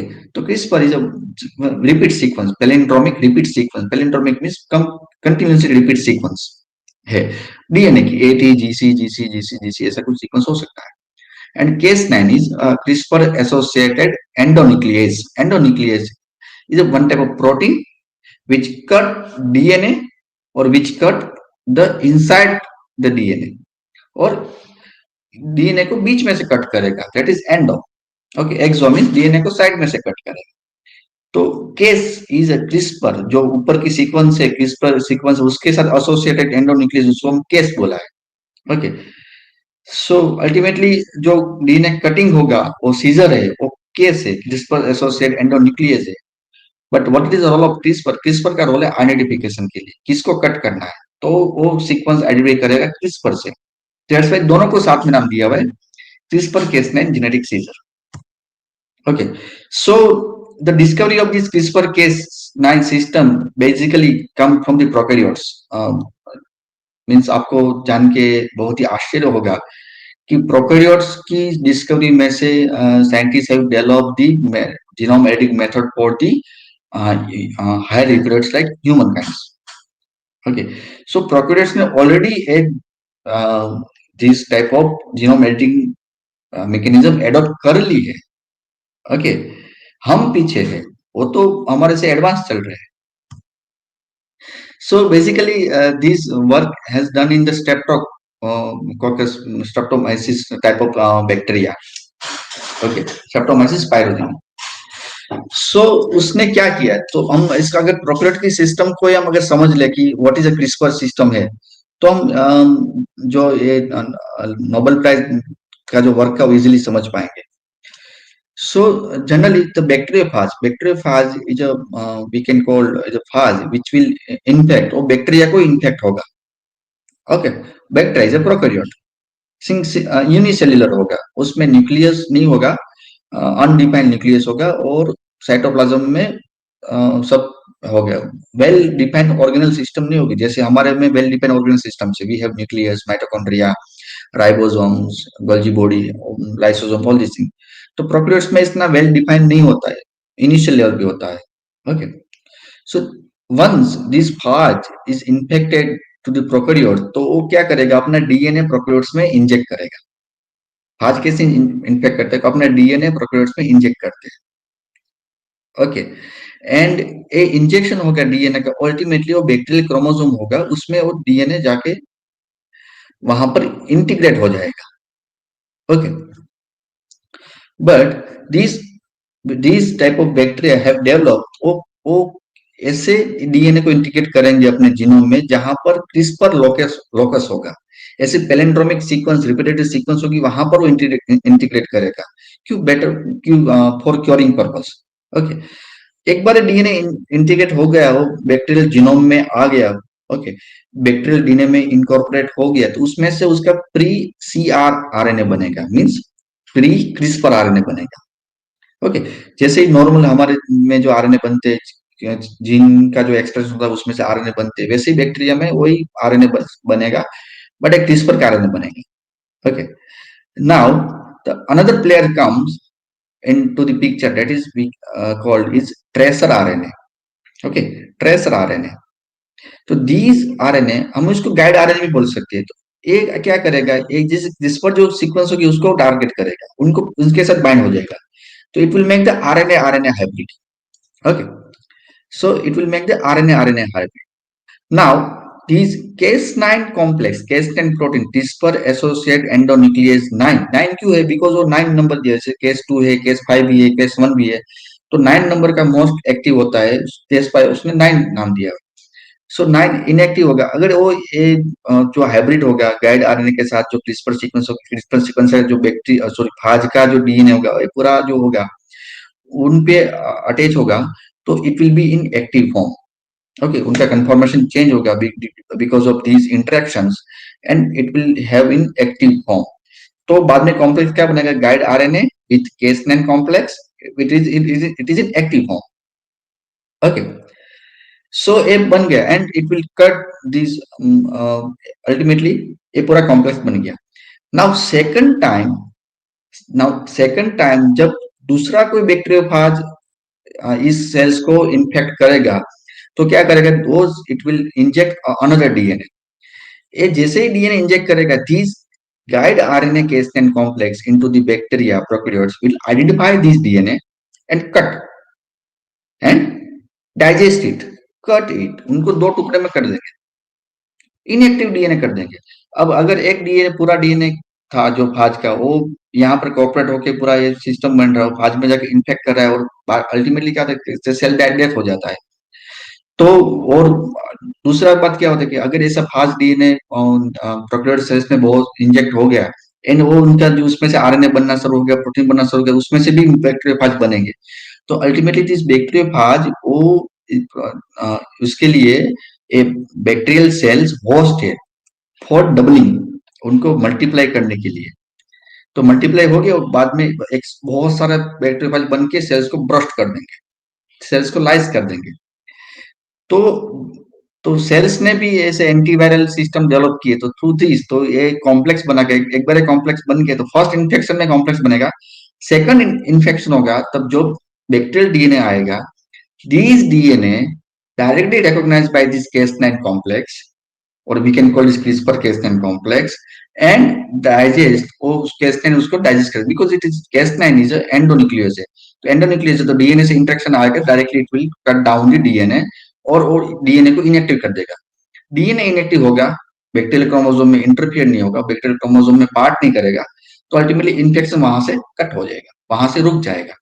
तो ये पूरी सिस्टम नेचुरल है, विच आर प्रेजेंट नेचुरल है, अभी तक एक बैक्टीरिया में स्टडी की हुई है, and they are using this systems in the prokaryotic cells. Fine, same thing. So by the 2011, it was clear that the CRISPR-Cas system were widespread in prokaryotes and function as adaptive immune systems, okay, to combat invading bacteriophage and plasmid, okay. वैसे नहीं, अभी हम बोल रहे हैं कि corona के जिसको इन्फेक्शन हुआ है उसमें इसकी एंटीबॉडी बन जाती है, ओके। सो लाइक ऐसा ही बैक्टीरिया में हुआ है कि एक बार फाज का इन्फेक्शन हो गया तो एक CRISPR-Cas9 की मेमोरी बन जाती है, तो दूसरी बार वही सेम फाज अगर इन्फेक्ट होगा तो मेमोरी फिर से आके और ये सेल्स फिर से आके और ये जो कॉम्प्लेक्स हो फिर से आके वो बैक्टीरिया के डीएनए को कट कर देगा, okay. This study also established that the case protein function at 3 different levels. These CRISPR associated proteins. One, integration of new special DNA sequence into the CRISPR loci. Okay. Second, biogenesis of the CRISPR RNA. And third, silencing of the invading new nucleic acids. Means दूसरा जो foreign nucleic acid को silence करेगा. तो case proteins having a distinct function in these systems. CRISPR is a sequence of the DNA. Okay, वो वहां पर वो हम we can use for the foreign DNA को inject करने के लिए. But case is a protein use होगा. तो ultimately 3 स्टेज पे काम करेंगे। CRISPR-Cas can identify the target DNA. Target DNA को आइडेंटिफाई करेंगे, फाइन, वहां से उनको कट करेंगे टारगेट डीएनए को। एक बार कट हो गया, then scientists can now edit the gene through the DNA deletion, modification or edition. Okay, so bacteria में नॉर्मली ऐसा हो रहा था, बट नाउ तो साइंटिस्ट ने कैसे किया कि हाँ वी कैन यूज दिस, हम इस टेक्नोलॉजी यूज कर सकते हैं for human being, fine. So they have developed this model of the CRISPR-Cas9। सो उसमें एक गाइड आरएनए होगा विथ दिस CRISPR सीक्वेंस होगी, okay. Sir, sorry to interrupt you, sir, but can we conclude a little bit quicker because we have one more. Okay, Jatin. Okay, so ultimately these guide RNA it will target the DNA and DNA को target करके बाद में इनको cut कर देगा। Okay, so this is the detailed mechanism. Due to time constraint मैं इसमें detail में नहीं जा रहा हूँ अभी। Okay. So through these CRISPR-Cas9 gene editing, we can disrupt the gene, हम जीन को मॉडिफाई कर सकते हैं। We can delete the gene part also, हम इसको डिलीट भी कर सकती है, and we can add the normal newer gene और सीक्वेंस भी, सीक्वेंस, ओके, हम 3 काम कर सकते हैं, उनके डिटेल मैकेनिज्म है। सो हाउ हम इसे हम CRISPR-Cas9 को कैसे इंजेक्ट, रिसर्च, ओके। न्यू जून 2020 में अभी पब्लिश है पेपर, उसमें CRISPR gene editing in human embryo X chromosomal mems, okay. So they are using this technology to editing the human embryo, fine.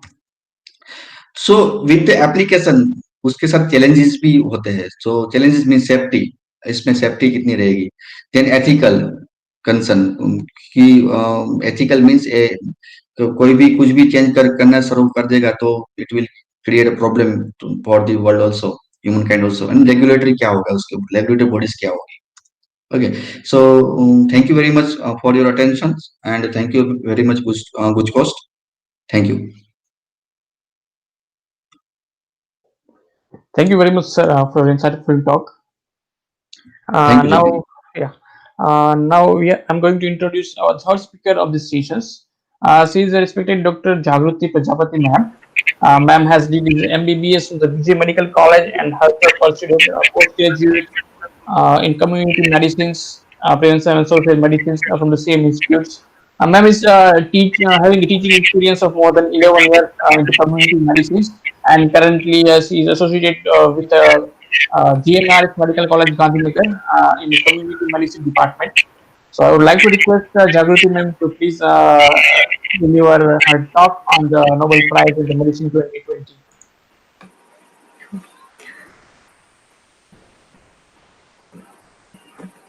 Yeah. Hello. Yes. Am I audible? Yes, ma'am. Yes, ma'am. Okay. First of all, I would like to thanks Mr. Sauser and also Mr. Jatin for the select me as a speaker for this Nobel Prize distribution ceremony functions, outreach functions, and I'm going to present. I'm going to share a presentation here.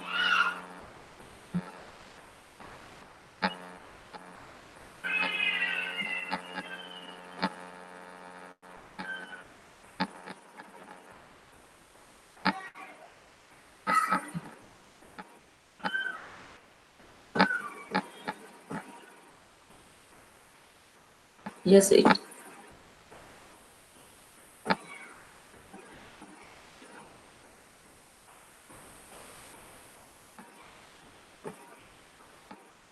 Sorry, something went wrong here. It is not. Ma'am, you just need to press on the present now, Yes. sir. In window, Yes, in the window, presentation is minimized, but you need to open the presentation as well, ma'am. Then also you will be able to see in the window. yes, it is. It is open. It is open. Presentation is open. Then you can also select your entire screen as well.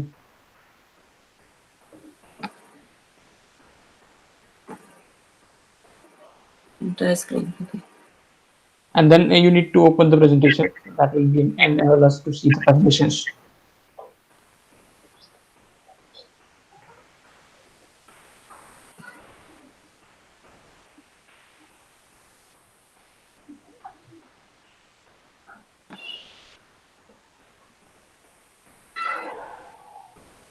Sorry, something went wrong.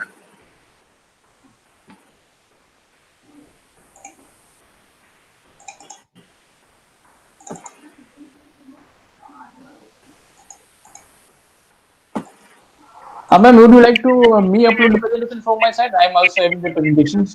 If you will. Yes, please, madam.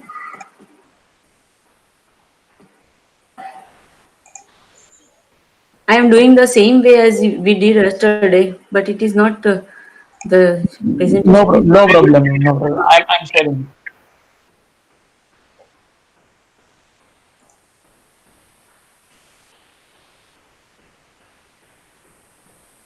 Is it visible? Okay, yes. Can I change slide from here? No, ma'am. I have to change it from my side.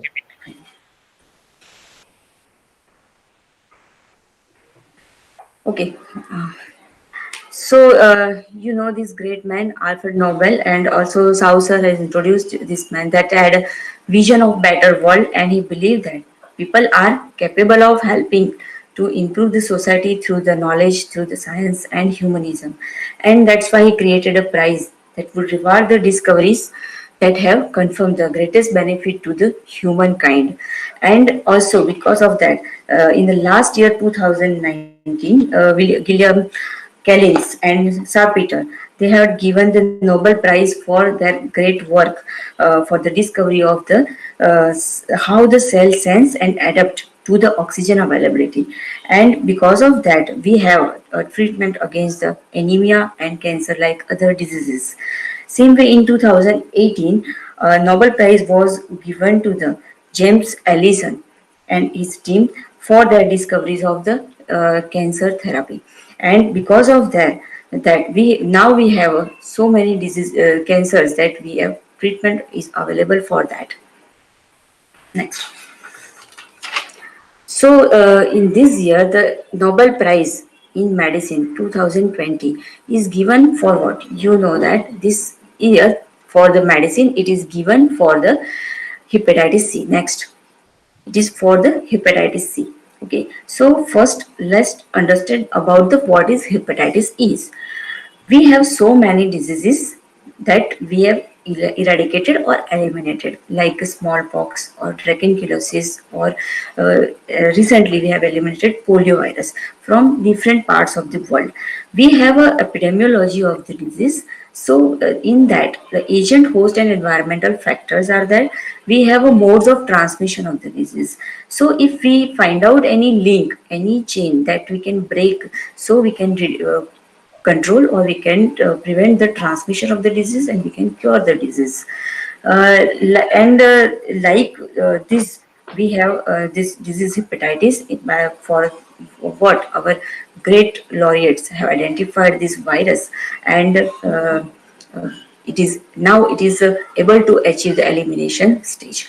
So first of all, what is hepatitis? So hepatitis is the word that meaning inflammation of the liver. That is a word hepat, that is the liver, and itis means inflammation. So it is called hepatitis. There are so many causes of the hepatitis, but the most common cause for the hepatitis is the viral hepatitis. There is a specific virus that causes our liver to get inflamed. So in figure you can see that the normal consistency of the liver and inflamed liver. So because of this mechanism of action of the virus, our liver get fibrosed and get inflamed.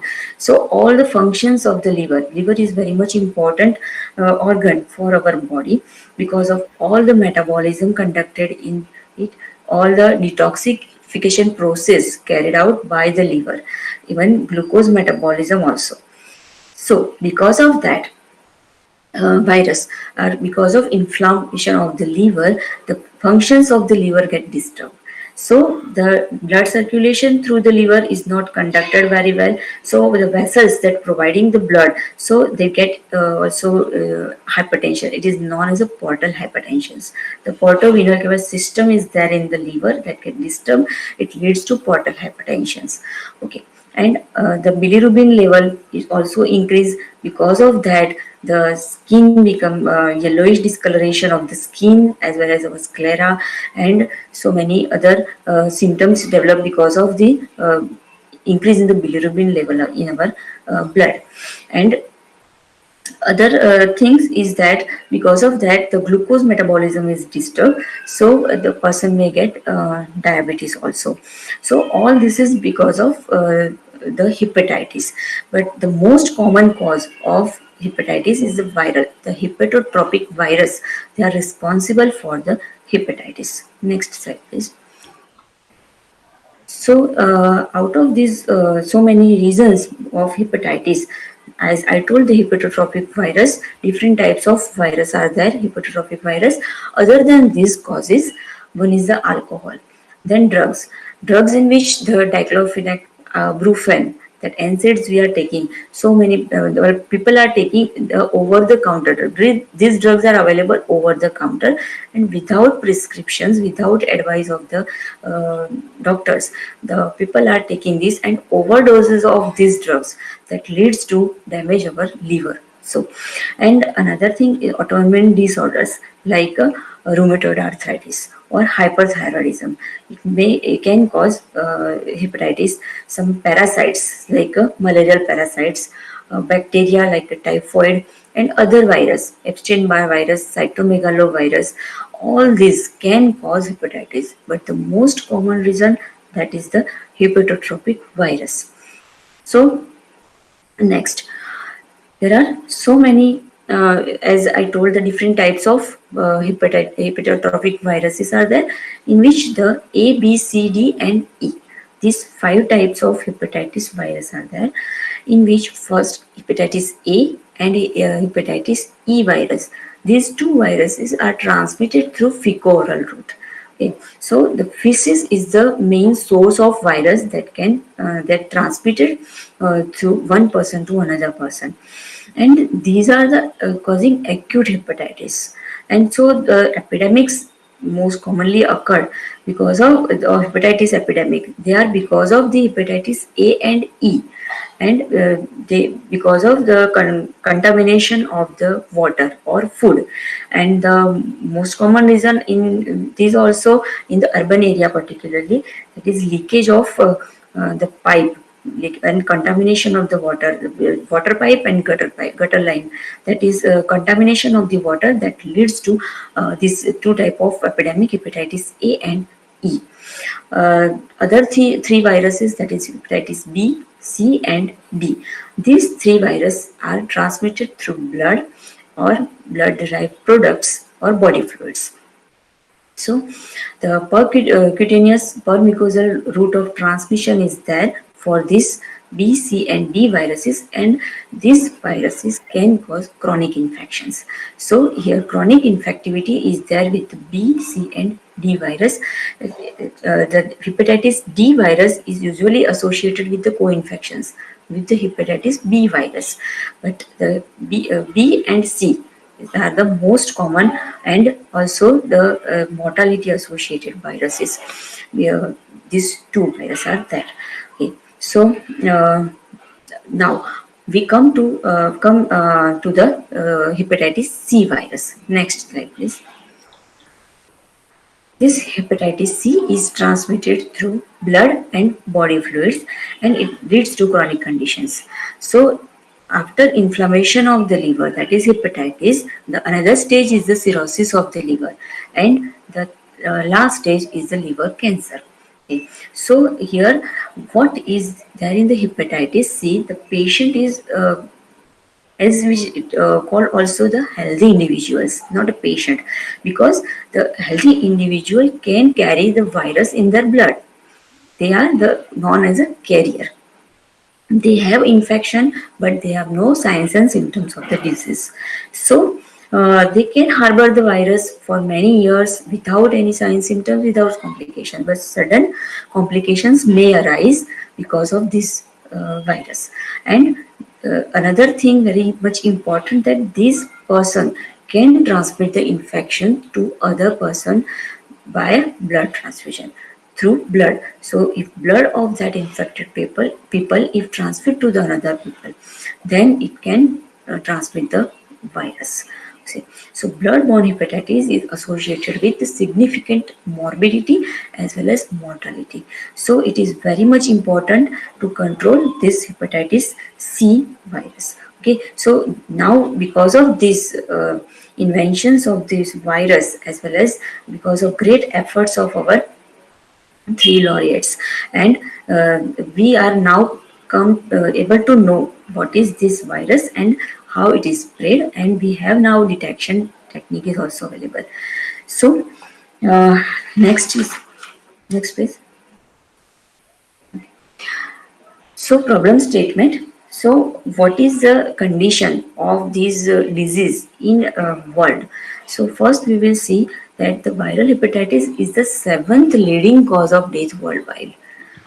So there are so many reasons of death, and most common cause of the death, that is other communicable diseases are there, like tuberculosis, HIV, AIDS are there, and malaria is there. So many communicable diseases are there, but the most among them, the viral hepatitis, that is the 7th leading cause of death worldwide. And annual death from hepatitis, that is, as we know the data of AIDS related death, it is 1 million. But because of hepatitis, 1.34 million deaths are there. So we can also compare, if we will not control this disease, then we will achieve the mortality to the tuberculosis also, that is 1.67 million. So it is it is mandatory, it is necessary that we have to control this disease at this stage. Otherwise, we will exceed the cases of the hepatitis as well as deaths of hepatitis more than that of the tuberculosis. Okay. Next slide, please. So, out of different viruses, the B and C virus are the most serious, and they contribute around 90% of hepatitis death worldwide out of all these hepatitis. And if you know the data of the hepatitis B virus, that is around 257 million people globally infected with the hepatitis B virus, and out of them, roughly 9 lakh people have died because of hepatitis B virus. And it is estimated that 71 million people around the world infected with the hepatitis C virus. Out of them, around 4 lakh people die of hepatitis C virus related causes each year. Okay. Now, these are the data of the world. But what is the status in our country? In India. Next slide, please. So in India, we have still the system for the data collection. We have the disease surveillance program is there, IDSP. It is known as the Integrated Disease Surveillance Program. But for the hepatitis, it is not yet well established system that we can regularly collect the data. But some research studies are there, some meta-analysis studies are there that based on these studies, we have a data for that we come to know that what is the problem statement in our country. So the average prevalence of the anti-hepatitis C virus, that is antibody estimation, is around 0.09, that is range from 0.09 to 15%. And one under meta-analysis data are also there, estimate that out of current population around 1.3 billion people, 5.2 to 13 million having anti-hepatitis C virus positive persons, means they have antibodies, they were infected with this virus, and around 3 million persons having active infections, means they are suffering from the disease. Based on this, some regional level studies also, some data are there that chronic hepatitis C virus infection account for 12 to 32% of hepatocellular carcinoma and around 12 to 20% of cirrhosis out of total infections. Okay. So by this picture, we can judge that what is the severity of this virus, and now it is very much important to control this disease to either or through to eliminate this disease. But now the elimination of this disease is possible.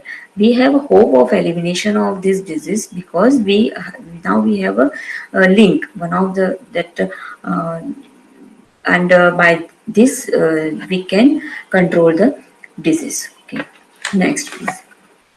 So in the discovery of the hepatitis C virus, we have the contributions of these great laureates, that is 3 laureates are there. They make a shield for this mankind against this devastating disease. And so let's go through the discovery of this. So this Nobel Prize in 2020 for the medicine is given to Harvey J. Alter, Michael Houghton, and Charles M. Rice. Okay. Now let's see one by one about these laureates. So the Harvey Alter, he was born in 12 September 1935, and is an American medical research virologist and physicians and Nobel Prize laureate. Now, in the Baruch Blumberg had discovered the hepatitis B virus in around 1986, and at that time, after that, the vaccine against hepatitis B as well as the antibody detection also available. We have diagnostic facilities for the hepatitis B also. At that time, the Harvey Alter was working with the patients of the blood transfusion, the patient that needs blood transfusion. So he discovered that before blood transfusion, the patient screened for the hepatitis B virus, antigen and antibody both. But still, so after transfusion, some people get hepatitis infections. So he clicked in mind that some problem is there. It is not this hepatitis B virus that causing these infections, hepatitis. So the Alter and his team has introduced the taken the patient's blood from the hepatitis patient and introduced into the chimpanzees that have a similar kind of presentations as a genome as humans. So in the chimpanzees, and the chimpanzees develop similar kind of presentations as a human. So yeah, hepatitis patients. So by this discovery, he discovered that some virus like, after that he also found out that some virus like structure is there that causing hepatitis in these patients. So it is not a hepatitis A, not a B, because hepatitis B is screened from the blood. Then hepatitis E, that is proved that it is transmitted to the fecal route. So another virus like structure is there, non-A, non-B hepatitis. Okay. So by this, we come to know that this virus is transmitted through blood, and that is one important link we get. Okay. Next, please. After that, Michael Houghton. He was born in 1949. He is a British scientist. He co-discovered hepatitis C in 1989 and co-discovered hepatitis T genome in 86. And the important discoveries by him is that he had identified the antigen and antibodies of hepatitis C virus. Okay, so he introduced the virus into the from the hepatitis patients into the chimpanzee, and also he make a mouse model for the hepatitis this particular virus. That so he come to know that what is the mechanism of action of the virus inside the human, and identified the particular virus, that is flavivirus type of RNA virus, hepatitis C virus, that is identified, and also the reagent. And for the antibody diagnostic reagent, he found out that important for the detection of the hepatitis C virus in the blood of the patients. Okay, so but it is very much important that it reduces the risk of acquiring hepatitis C virus through blood transfusion, because now we have facilities of blood testing for the hepatitis C virus because of these innovations, and we screen the patients the blood before transfusion, so it reduces the risk of blood transfusion transmitted infections, in which one of the hepatitis C virus infection is there. Okay. After that, still one that chain is missing, that only hepatitis this virus can cause these infections, or any other thing is also there, or any hepatitis is this and this virus only capable of producing the disease or not. So that is important role of Charles M. Rice. That is, he was born in 25th August 1952 in the USA, and he established the first immune competent mouse model for the hepatitis C virus infections. So he and his team understand the virus replications and immune response to limit the infections. So this Charles M. Rice have found out that after introducing the virus inside the animals, and what is the mechanism of action of the virus, and based on that he also discovered the therapy, that is which treatment is affecting this against this virus, acting against this virus, and how the symptoms are, we can where the virus is act on the liver, and what is the mechanism of action, and based on that the treatment antiviral drug therapy is available because of this laureate Charles M. Rice. Okay. So this figure clearly mentioned that the main thing, that is the blood transfusion, that hepatitis C virus transmitted through blood, so we can screen the patients. That is found out by the Harvey J. Alter. Then antibody testing and antibody reagent we have identified, so we can able to find out the patients through the discoveries of the Michael Houghton. And the third person, that Charles M. Rice, have discovered what is the mechanism of action, what is the immune response among the people. So after that is great inventions, discoveries of these three people, now we have a hope. We have hope to eliminate the this disease, uh, hepatitis C. Next, please. So, what is the significance of this Nobel Prize? Why we are giving the Nobel Prize to these laureates? So, as we know the problem statement, that so many mortality and morbidities are there because of this, and because of identification of this route of transmissions, we are so many blood is required for the blood transfusion is required for so many operations in operative surgical procedures for the disease like thalassemia, sickle cell anemia, and for the dialysis also. For the chronic kidney patients, dialysis blood is required, and in also anemic patients also blood transfusion is very much important. So if we screen the this blood unit before transfusion for this virus, we can reduce the transmission of this virus to the other people. So it is that is very much important link. Second thing is now we have the testing is available for this hepatitis C virus antigen and antibodies. So we have hope to eliminate this disease from the world.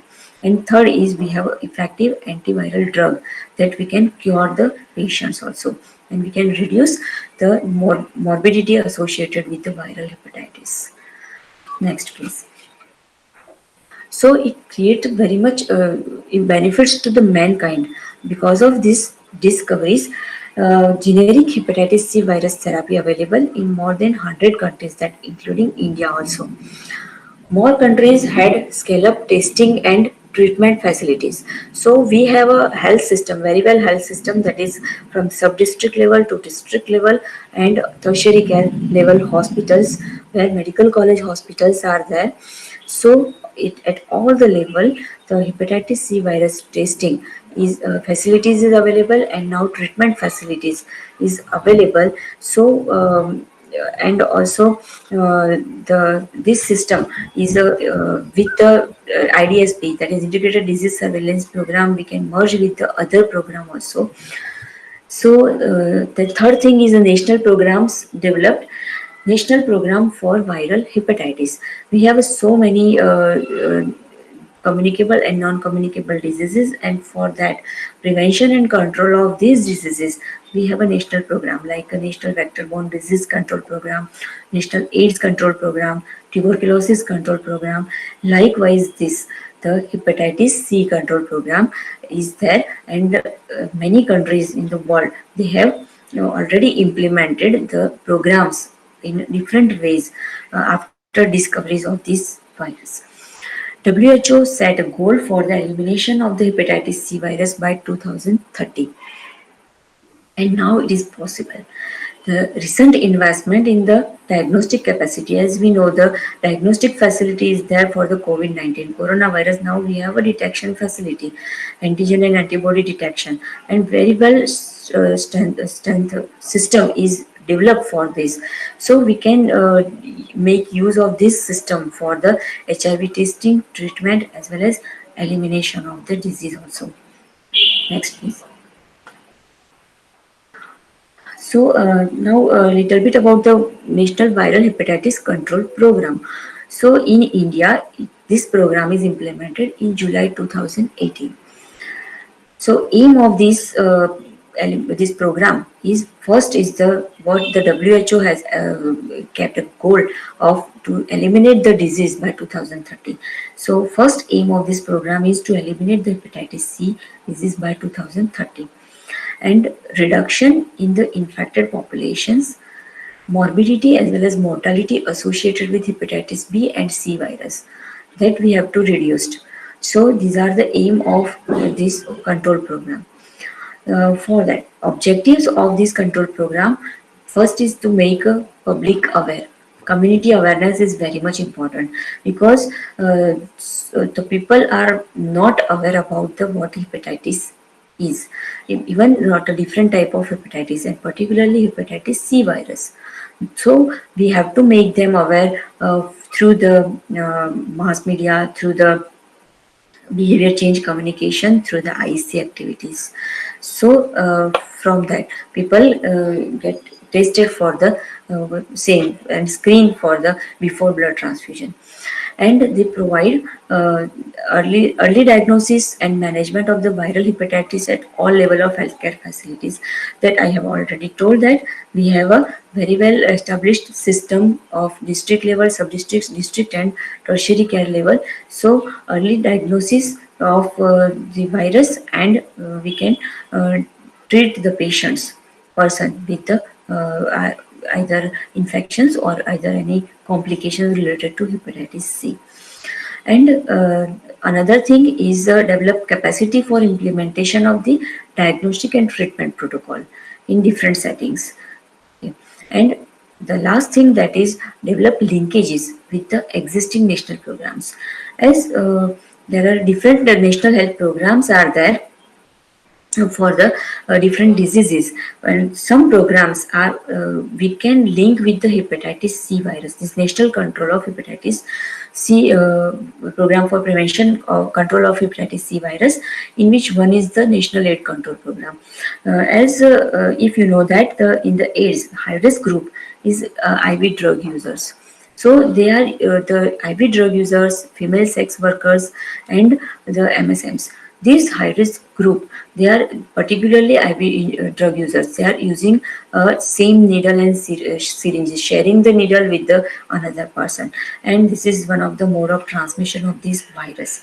So if we can link this program with the AIDS control program, then we can more and more screen the people of this high risk group to reduce the transmission. Another program, that is injection safety. So that is also very much important, that the injections that we are using, the needle and syringes, it now it should be auto disabled. So if one person, after using in one person, it is discarded. It should be discarded. It is not used for the another person. And then third program we can link with this is the infection control program also, and biomedical waste. Okay. And another thing is that we can transfusion infections. So blood and blood product, as now it is proved that this virus is transmitted through blood and blood products. So the before transfusion of the any patient, blood transfused to the any patient, the blood should be screened. And now in India, all the laboratories, licensed laboratories under Drug and Cosmetic Act since 2001, it is mandatory to test all the blood units for the hepatitis C virus, along with hepatitis B also, HIV AIDS, HIV virus also. So it is very much important to screen each and every blood unit that for before blood transfusion. So by this way, we can reduce the transmission of the this virus to another people. Okay, so now I think this is enough to identify to know that that is how this discoveries of these three laureates is very important to break the chain of transmission of the hepatitis C virus, and how the it is diagnostic facilities is now available, and we have hope to eliminate this disease by 2030. Thank you very much. Thank you very much, ma'am, for such an insightful talk. We would like to thank our resource person, Iman, speakers of the today who have joined with us and spare time for us from the busy schedules. I would also like to thank our advisor and member secretary, respected Dr. Narottam Sahu sir, and Principal Scientific Officer respected Dr. Poonam Bhargava ma'am for the continuous guidance and motivations to plan such kind of activities. We are also thankful to our CSC networks who are working on the field and disseminating information to the last person very quickly. We are also thankful to the participants, students, teachers, the science communicators who have joined with us in these wonderful sessions. We do have some time for the question answer sessions, but before that, we would like to stream from here the Nobel Prize Award ceremony that is being held through the online mode at the Stockholm. So I'm forwarding the sessions to the live streaming.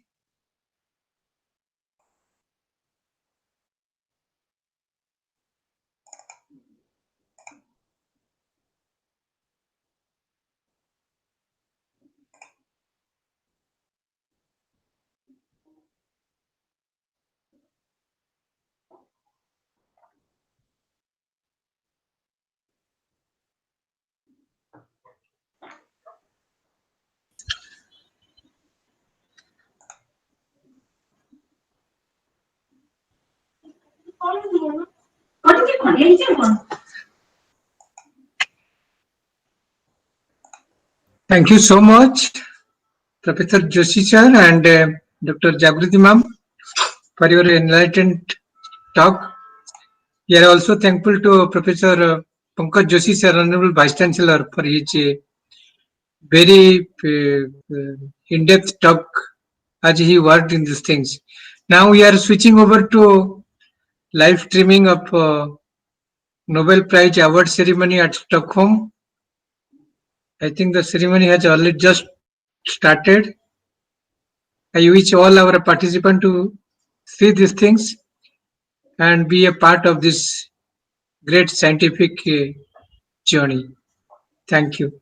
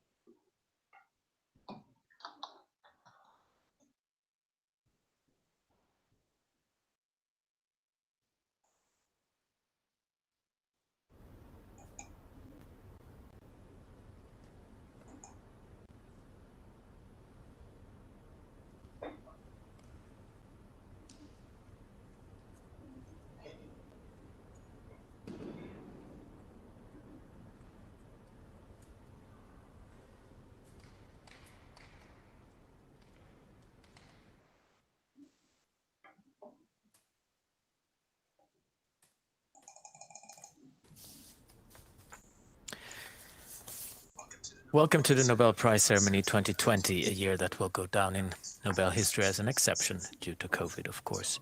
Stockholm City Hall, which is normally the venue for the Nobel banquet, is now the stage for this year's slightly different prize ceremony. And we will be meeting now our host, Stefan Forsberg, the Executive Director of the Stockholm Concert Hall, where the prize ceremony normally is held on this day, the 10th of December, Nobel Day.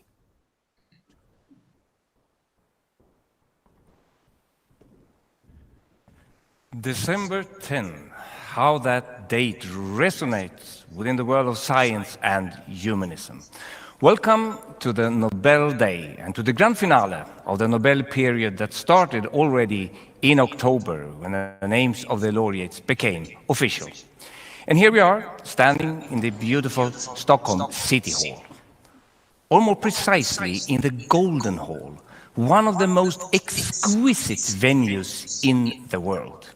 And this is actually where the Nobel Day ends for the laureates, because the Nobel Day starts at another fantastic venue, the Stockholm Concert Hall, home of the Royal Stockholm Philharmonic Orchestra, and also the venue where I normally work as executive and artistic director.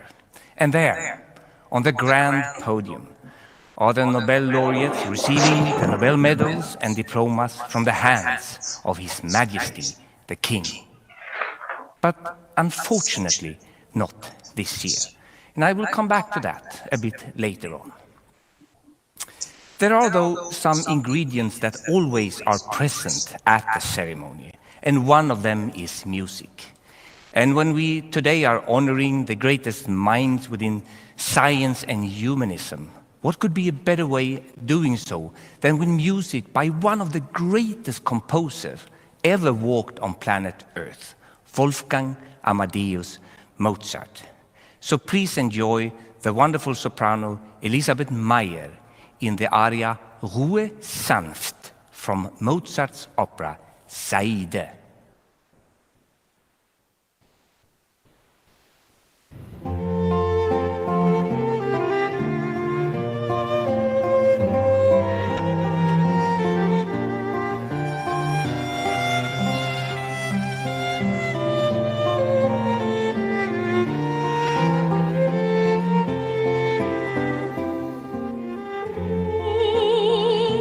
Is ganz mein Lord.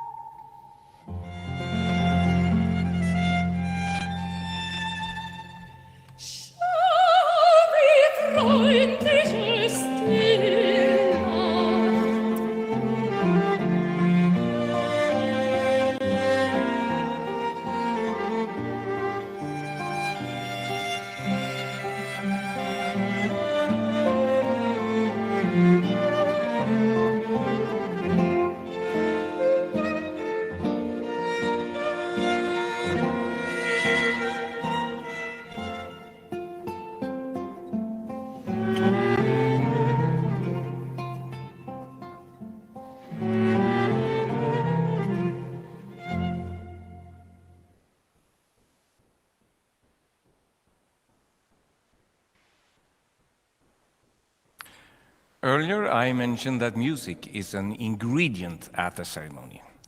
The welcome speech by today's host is, however, a cornerstone at the ceremony. It is my great honor to welcome to the podium the chairman of the board of the Nobel Foundation, Professor Carl-Henrik Heldin.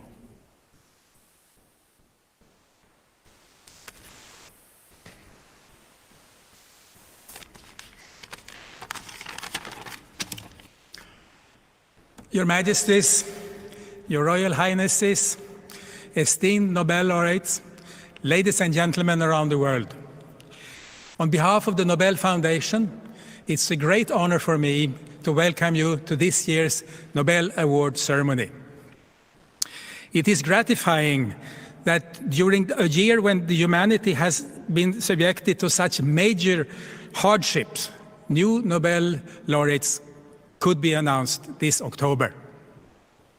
And we are glad that we have been able to bring the Nobel Prize medals and diplomas to you, Nobel laureates, in your home countries, when it was not possible for you to come to us here in Stockholm. Nevertheless, you will be honored and celebrated here today in the City Hall. The Nobel Prize shows humanity's ability to constantly find solutions to difficult challenges that we face. This year, when we are all deeply affected by the corona pandemic, it feels especially important to highlight scientific, literary, and humanitarian efforts that inspire us and gives us hope for the future. The ongoing pandemic has reminded us that the conditions for our lives can very quickly change dramatically.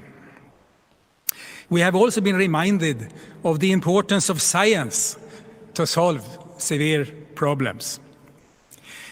Only by understanding the coronavirus, how it infects people, and the mechanisms whereby it causes disease in patients, can we combat the COVID-19 disease. With an impressive speed, the scientific community has joined forces to answer these questions. A pandemic shows no borders. And this year we have seen how important research and international cooperation are to find solutions to global problems. Earlier today in Oslo, the World Food Programme was awarded the Nobel Peace Prize for its effort to combat hunger. Again, we are reminded that global problems can only be addressed efficiently by global cooperation. Over the last 120 years, Nobel Prizes have been awarded to persons who have made important discoveries about ourselves and the world around us. Today, we celebrate scientific achievements which spans from discoveries that protect us from infection and death by another virus, the hepatitis C virus, and that has taught us about dark holes in the universe,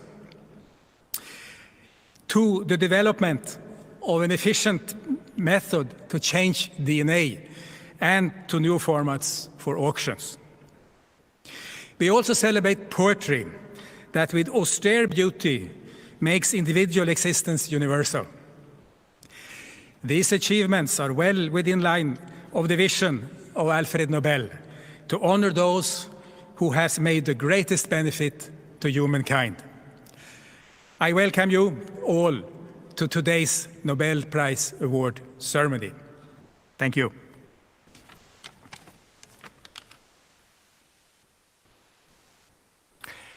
Due to the situation in the world, are there only a handful of people present live here in the Stockholm City Hall today? And we are therefore deeply grateful to His Majesty the King and Her Majesty the Queen that they instead have invited all of us to the Royal Palace. So please join me in a digital journey to our beautiful palace. And dear laureate, it is an honor for me introducing you to His Majesty the King.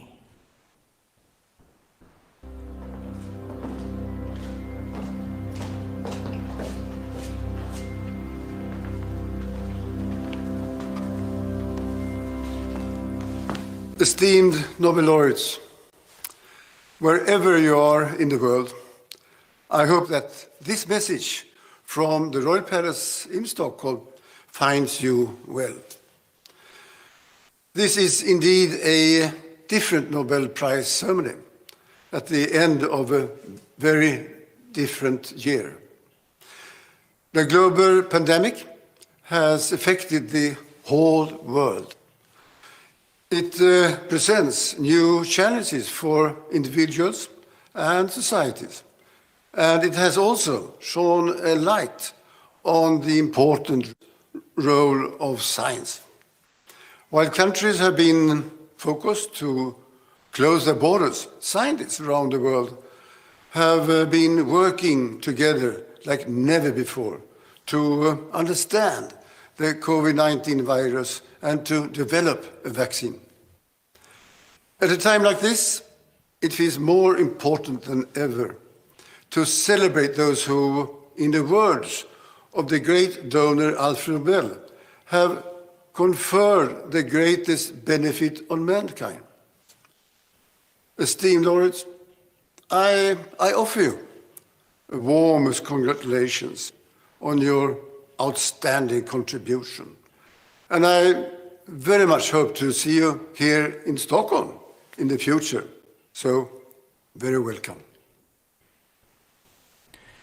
You will now meet another fantastic musician, Mr. Magnus Lindgren. He moves freely within the world of music, both as an instrumentalist and as a composer.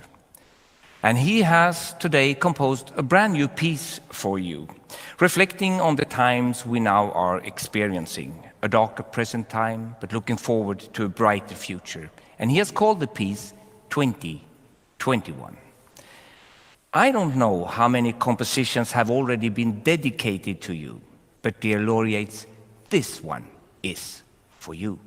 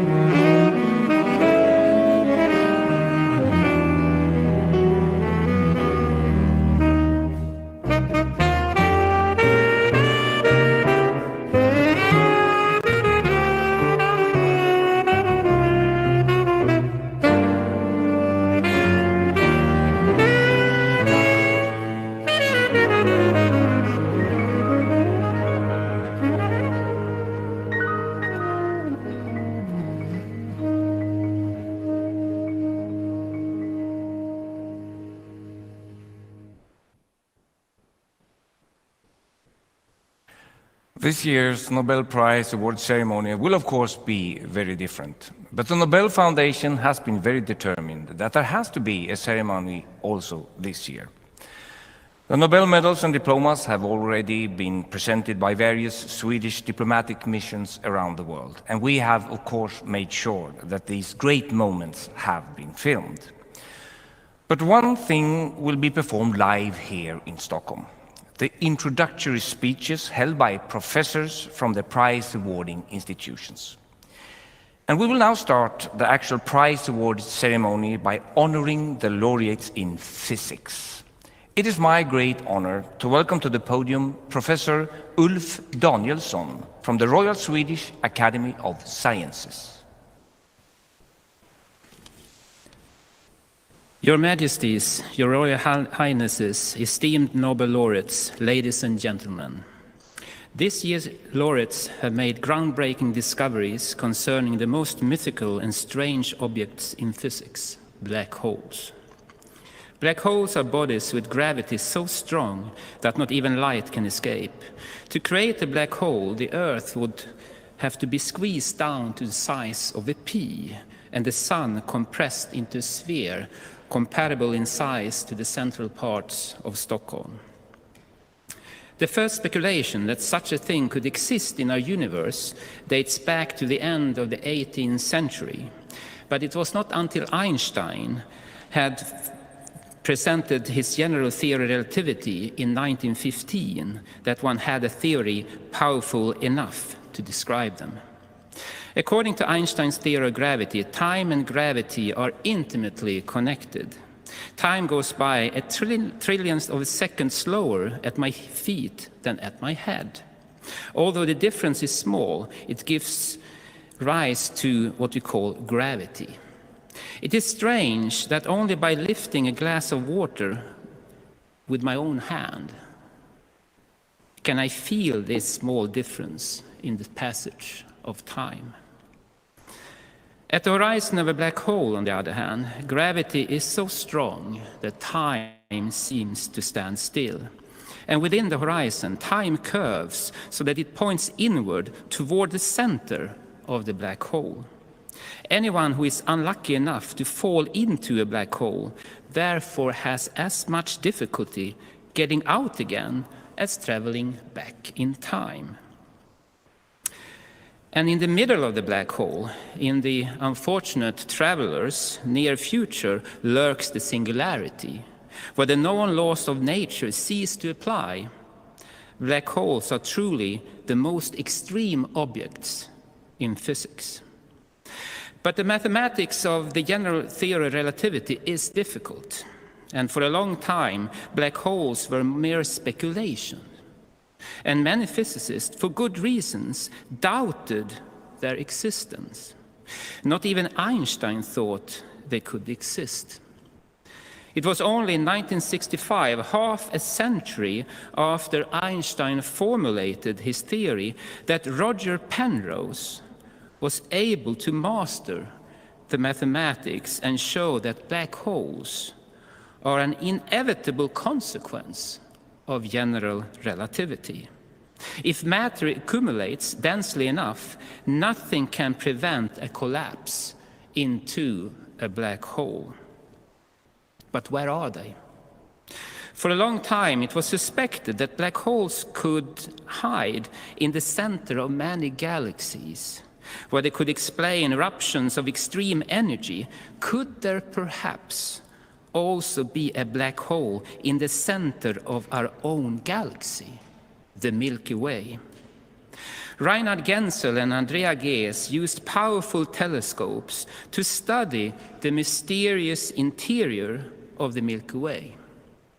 The heart of our galaxy is hidden inside a cloud of dust, and it is only by using infrared light that one can discern what is going on. With the help of the instruments they developed, they were able to follow the motions of individual stars and discover how these stars revolved around something they could not see. Calculations show that the invisible object must have a mass about 4 million times that of the sun. Within the framework of current theories, there is no other explanation than a black hole. A more than 200-year-old riddle has been solved. But black holes also mark the limit of our knowledge of the physical world. As we look into the dark abysses of black holes, there may be new secrets to reveal. Professors Penrose, Gensel, and Gees, you have been awarded the 2020 Nobel Prize in Physics for your outstanding contributions to our understanding of black holes. It is an honor and privilege to convey to you, on behalf of the Royal Swedish Academy of Sciences, our warmest congratulations.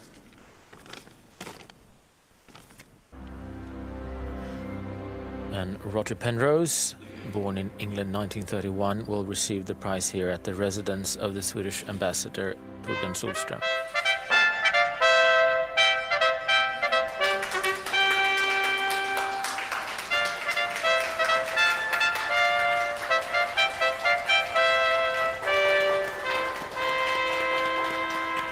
Roger Penrose in London. In Munich, at the Bayerische Staatskanzlei, we have the ambassador Per Töresson handing over the medal to Reinhard Genz.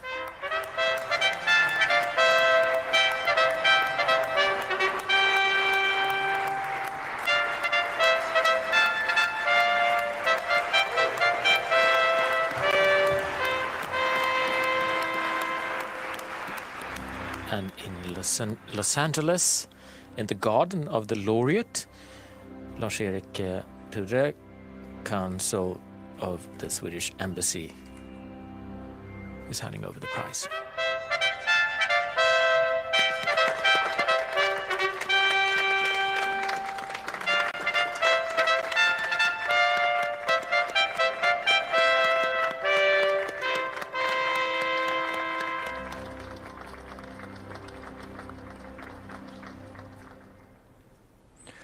Sometimes simplicity is the best way to go when you want to create pure beauty.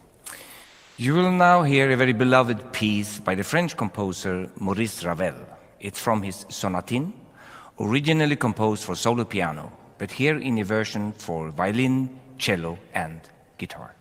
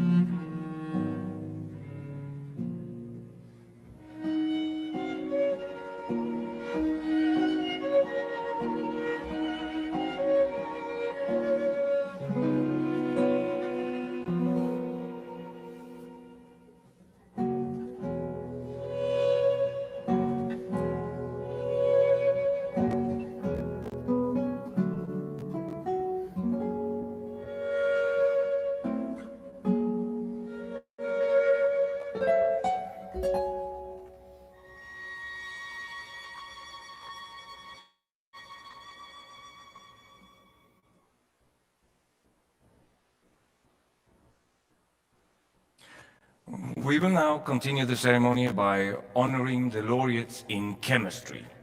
It is my great honor to welcome to the podium Professor Claes Gustafsson from the Royal Swedish Academy of Sciences.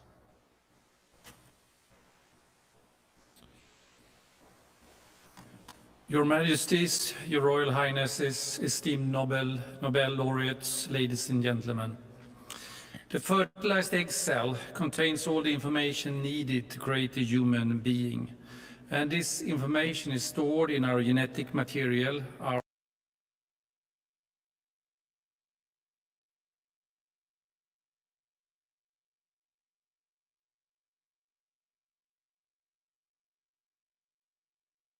DNA. In 1953, Jim Watson and Francis Crick reported a simple structural model for DNA, which immediately suggested how the DNA molecule could store genetic information and how this information can be passed on to the next generation of cells. What the DNA structure did not explain was how the genetic information can be used to give rise to proteins, the main components of human tissues. A breakthrough came on Good Friday 1960, when a group of international scientists gathered for an informal meeting at King's College in Cambridge. The group included Sidney Brenner, Francis Crick, and Francois Jacob, who all later became Nobel Prize laureates. During the meeting, Jacob described the latest results from the work carried out at the Institut Pasteur in Paris. The information provided had an almost seismic effect on Brenner and Crick, who jumped to their feet. They both instantaneously realized the importance of the French findings for their own work. At that very moment, they understood that the DNA must first be copied into RNA, which in turn functions as a template for protein synthesis. As so many times before and after, the free exchange of ideas and information between international scientists led to an important breakthrough. Today we celebrate another scientific breakthrough resulting from an international collaboration between a French scientist working in the northern part of Sweden and an American scientist based in sunny California. Ever since the early pioneers described the nature of the genetic material, scientists have tried to develop technologies that can manipulate DNA sequences of cells and organisms. With the discovery of the CRISPR-Cas9 genetic scissors, Emmanuelle Charpentier and Jennifer Doudna now has provided us with such a tool. As so often in science, the discovery of these genetic scissors was unexpected. During Charpentier's studies of a harmful bacterium, the Streptococcus pyogenes, she discovered a previously unknown molecule termed, which she called tracer RNA. Her work showed that tracer RNA is a part of an ancient bacterial immune system, CRISPR-Cas, that protects the bacterium from invading viruses by cleaving the viral DNA. How this cleavage was accomplished was demonstrated a year later when Charpentier and Doudna together succeeded in recreating the bacteria's genetic scissors in the test tube. In a series of crucial experiments, the two scientists set out to simplify and reprogram the genetic scissors. In the natural form, the scissors recognize DNA from viruses. But Charpentier and Doudna proved that the scissors could be controlled so that they can cut any DNA molecule at a predetermined site. Where the DNA is cut, it is then easy to introduce new genetic information and thereby rewrite the code of life.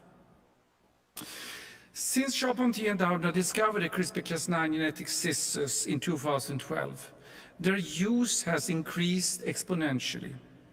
This tool has contributed to many important discoveries in basic science. In plant research, scientists have been able to develop crops with new and desired properties.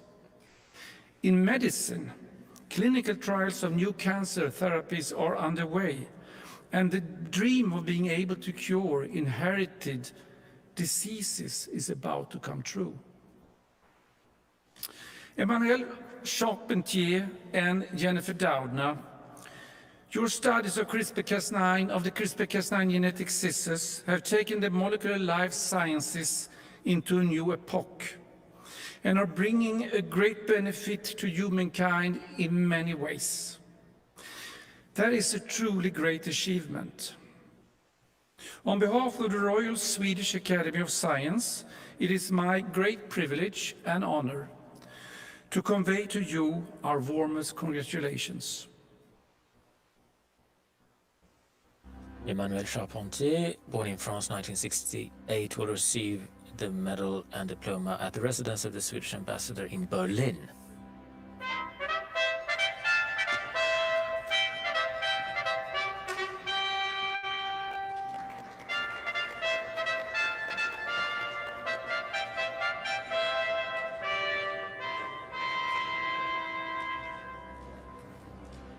And in Berkeley, Jennifer Doudna will receive her prize in the garden of, well, in her garden, in her own garden.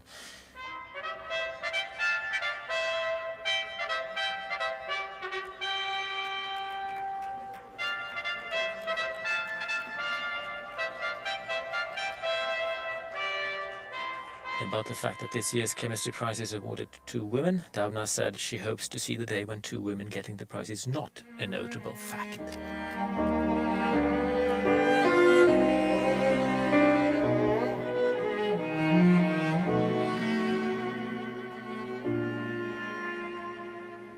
Le ciel bleu sur nous peut s'effondrer et la terre peut bien s'écrouler.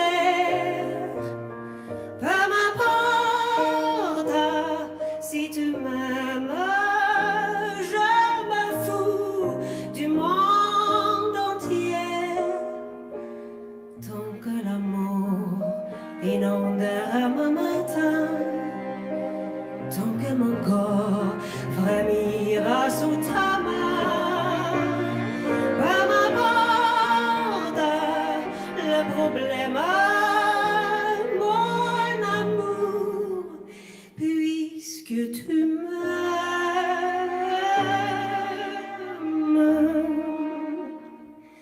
J'irai jusqu'au bout du monde, je me ferai tendre blonde si tu me le demandais. J'irai décrocher la lune, j'irai voler la fortune si tu me le demandais. Je renierai ma patrie, je renierai mes amis si tu me le demandais.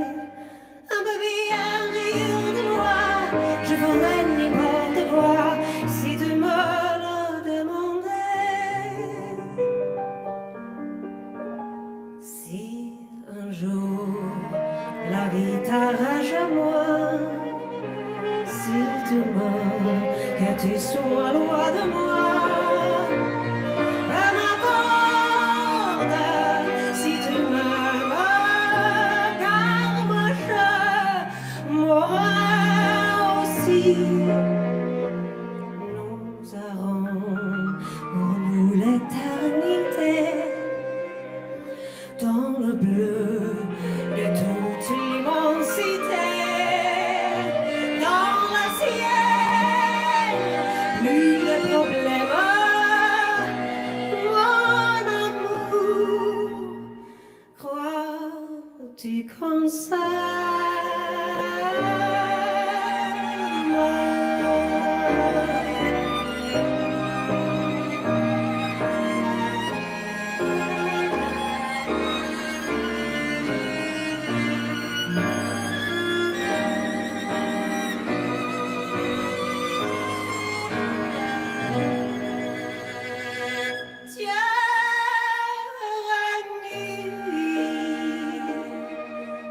c'est qui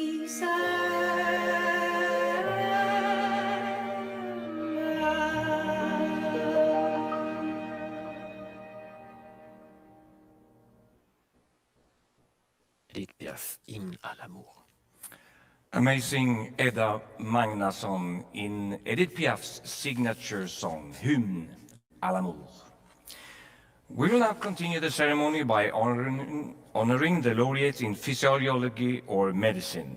It is my great honor to welcome to the podium Professor Gunilla Carlsson Hedestam from the Nobel Assembly at Karolinska Institutet.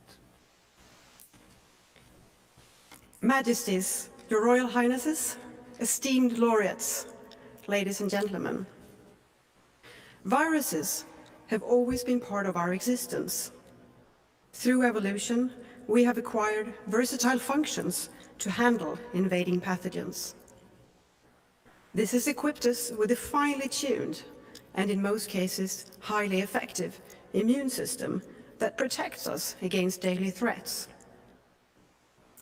Different kinds of life forms, bacteria, plants, animals, and different species of these have their own unique set of viral intruders that infect them and circulate within the given population. But new threats continuously arise. Viruses often cross species barriers to increase their host range and spread more effectively, as this is their sole reason to exist. While we cannot see viruses with the naked eye, we know that they come in many different shapes and forms, and they frequently take us by surprise. This year, the world is facing a viral pandemic that affects almost every aspect of our society. The expeditious identification of the causative agent of this pandemic, SARS-CoV-2, was unprecedented, and our understanding of the virus and the disease it causes is increasing by the day. Progress towards the goal of containing the pandemic is now being made. Hosting this year's Nobel Prize ceremony in the absence of the laureates is one of many consequences of the pandemic, but one which also highlights the significance of this year's Nobel Prize in Physiology or Medicine, the discovery of the hepatitis C virus, a major human pathogen, and the causative agent of a much more long-lasting and invisible pandemic. The work performed by the laureates spans several decades and illustrates the importance of scientific collaboration and systematic experimentation using both traditional and emerging technologies. The starting point was the observation that an increasing number of individuals who had received blood transfusions developed chronic liver inflammation years later. The clinical course of this disease was different from that observed with the known hepatitis viruses. This was a silent condition which rarely gave symptoms in the acute phase of the infection, but which resulted in progressive damage of the liver over time in almost all infected people. Dr. Harvey Alter set out to investigate this new disease. Through carefully designed studies of samples from blood donors and individuals who had developed this form of hepatitis, he could lay the puzzle. In 1978, Alter demonstrated formally that the disease was transmissible, and the race to identify the causative infectious agent could start. Around this time, molecular biology-based techniques were becoming increasingly available, but they were nowhere near as efficient as they are today. Dr. Michael Horton and his team set out to clone the unknown virus using an entirely novel screening technique. Almost against all odds, given the limitations of the techniques at the time, the screen was successful and identified hepatitis C virus.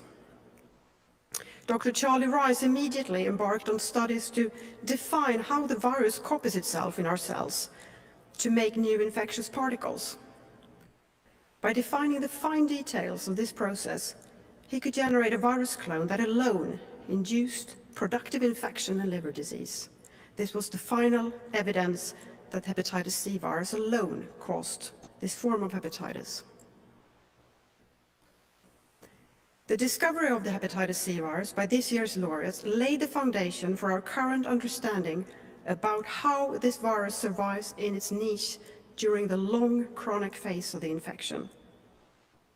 And importantly, it led to the development of highly effective antiviral medicines that now cure the infection in almost all treated individuals. This year's Nobel Prize in Physiology or Medicine puts viruses at center stage. Viruses will continue to surprise us. They exploit different routes of transmission, and they are masters at adaptation to ensure their own persistence. To be prepared for new viral threats, we need research, such as that performed by this year's laureates, and we need a deep appreciation for the fundamental aspects of different classes of viruses and how they interact with their hosts. Dear Professors Alter, Houghton and Rice, on behalf of the Nobel Assembly of Karolinska Institutet, it's my great privilege to convey to you our warmest congratulations. Harvey Alter is receiving the prize in Washington, D.C., handed over by the Swedish ambassador, Karin Olofsdotter, at the National Institutes of Health.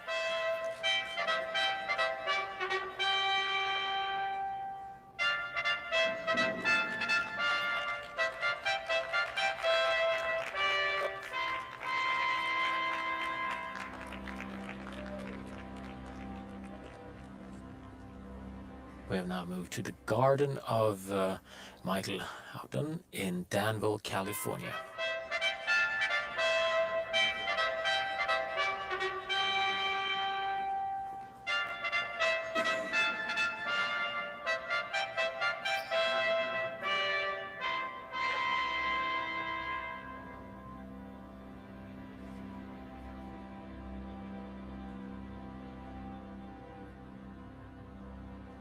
In New York, at the residence of the Swedish Consul General Annika Rembe, we have Charles Rice receiving his part of the prize.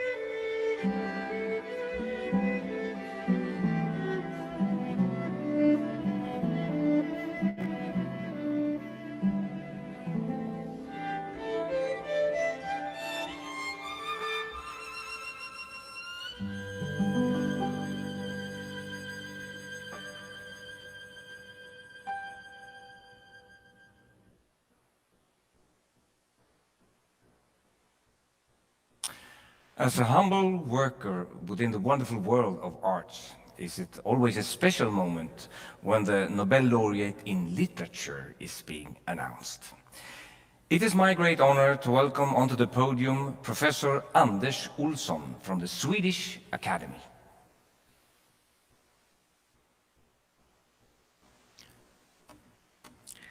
Eders Majestäter, ärade pristagare, mina damer och herrar. Allt får en ny innebörd i efterhand. I den amerikanska poeten Louise Glicks verk Faithful and Virtuous Night från 2014 finns en dikt mitt i boken som heter Afterword. Den utgör ett avbrott där den som för ordet tar en paus för att läsa om det han har skrivit. Den som talar i dikten är en äldre målare som befinner sig vid en kritiska punkt där hans pensel stelnar vid anblicken av kaos och där han måste göra upp med föreställningen om att ha ett öde. Han talar om den upphöjda ensamheten hos filosofen Immanuel Kant på väg till broarna i Königsberg. I en parentes tillägger han, vi har samma födelsedag. Om man ser efter föddes Louise Glick på samma dag som Kant, den 22 april.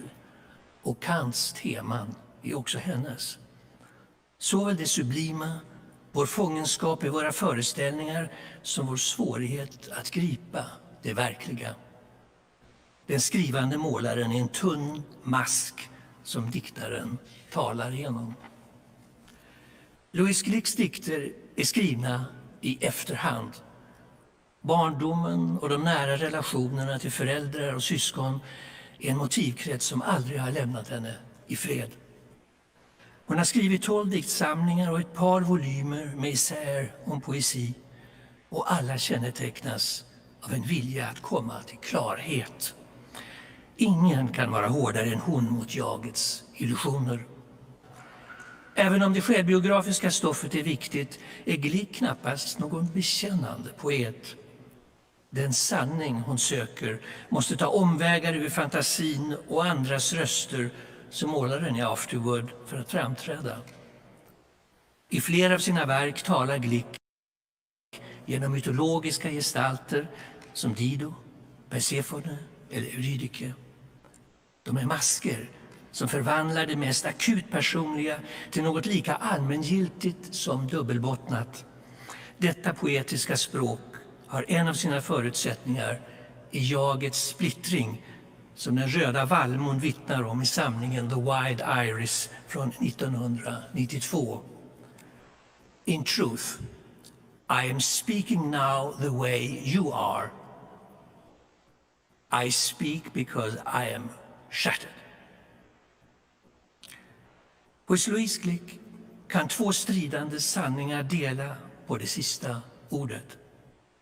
Och det är just vad som sker i dikten Afterword. Shall I be raised from death? The spirit asks. And the sun says yes. And the desert answers, your voice is sand scattered in wind. Vid sidan om den klassiska mytvärlden är den rika engelskspråkiga dikttraditionen Glicks främsta litterära källa. Det kan vara vad hon har kallat det inre lyssnandet hos John Keats, den solitära uppfordrande rösten hos Emily Dickinson eller det angelägna tilltalet hos T.S. Eliot. Hon dras till en intima röst som inbjuder till delaktighet. Viktig är hennes upptäckt hur hon kunde göra poesi av sitt eget talspråk i samlingen Ararat från 1990. Där möter oss nästan brutalt öppenhjärtiga bilder ur familjelivet, befriade från allt poetiskt utanverk. Samtidigt har hon erövrat en suverän känsla för hur dikten och diktsamlingen som helhet är uppbyggd. Louise Glick är inte bara motsättningarnas och den kärva klarsynens diktare. Hon är också förnyelsens poet som få andra. Och även om dikten är skriven i efterhand och tycks förbunden med det äppelträd som en gång sågs i barndomen, är förändring ett av hennes nyckelord. Hon lär oss att förnyelsens ögonblick sammanfaller med ordens ankomst. Hennes inre drivkraft är en ostillbar hunger och en utomordentlig tilltro till poesins möjligheter. Hon kan ta förnyelsens språng med eftertänksamma parabler med en till synes självklar diktion, men också med komik och bitande kvickhet. Och när Louise Glück i sin sena dikt konfronterar det ofrånkomliga slutet finns det en förunderlig gras och lätthet i hennes anslag.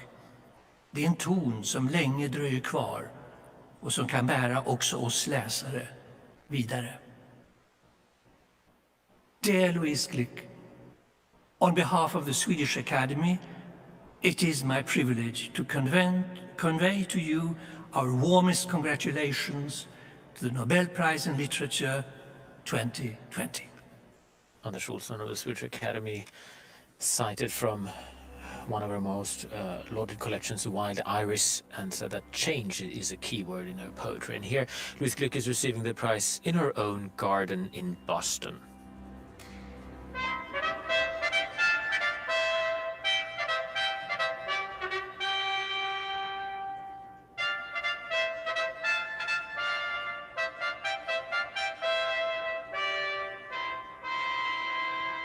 Behind the mask in the picture to the right there was the Swedish ambassador.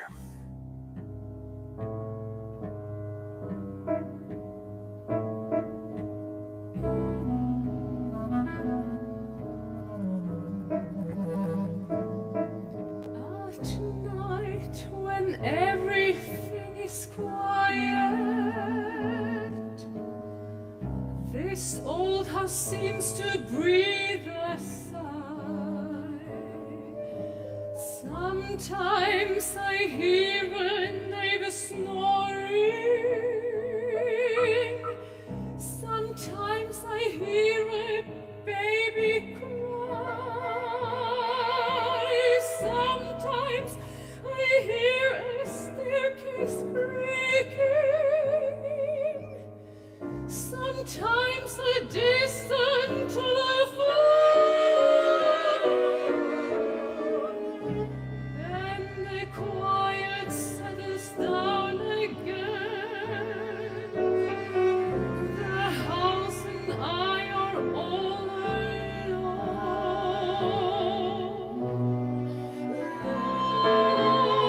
Lonely house, lonely me. Fun with so many neighbors, how lonely it can be.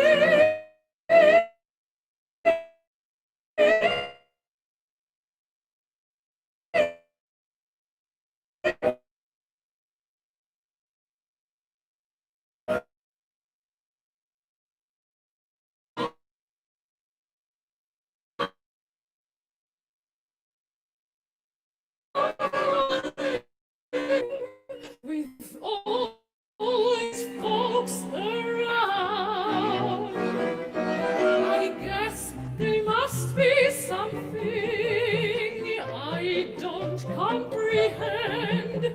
Sparrows have companions, even stray dogs find a friend. The night for me is not romantic. Unhook the stars and take them down. I'm lonely in this lonely house. In this lonely town.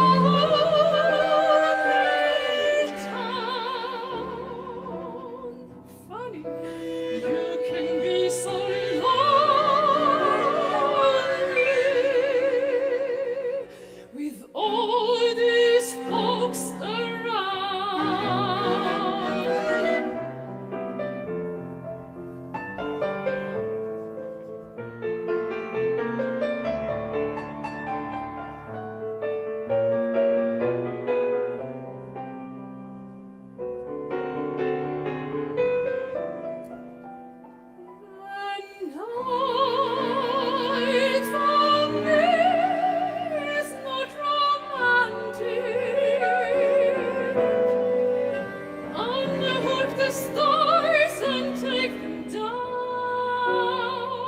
I'm lonely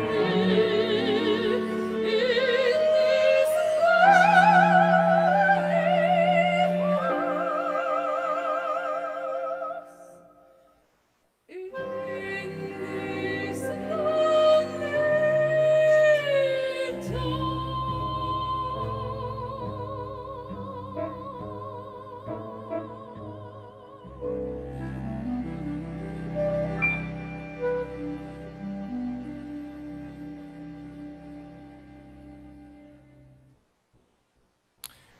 There are almost 8 billion people living on the planet, and suddenly is a small virus forcing most of us into some kind of loneliness. This was Kurt Weill's thoughts about loneliness in his song Lonely House. We will now continue the ceremony by honoring the laureates in economic sciences. It is my great honor to welcome to the podium Professor Tommy Andersson from the Royal Swedish Academy of Sciences. Your Majesties, Your Royal Highnesses, esteemed laureates, ladies and gentlemen. Most of us have similar morning routines. We wake up, prepare our morning coffee, and have something to eat. During breakfast, we scroll through social media on our cell phones and search the internet for the latest news. What we don't normally think about is that auctions influence every step of this simple morning routine. But it's not only their scope and size that are the reasons for investigating how auctions work. Different sellers have different objectives, from revenue to public welfare.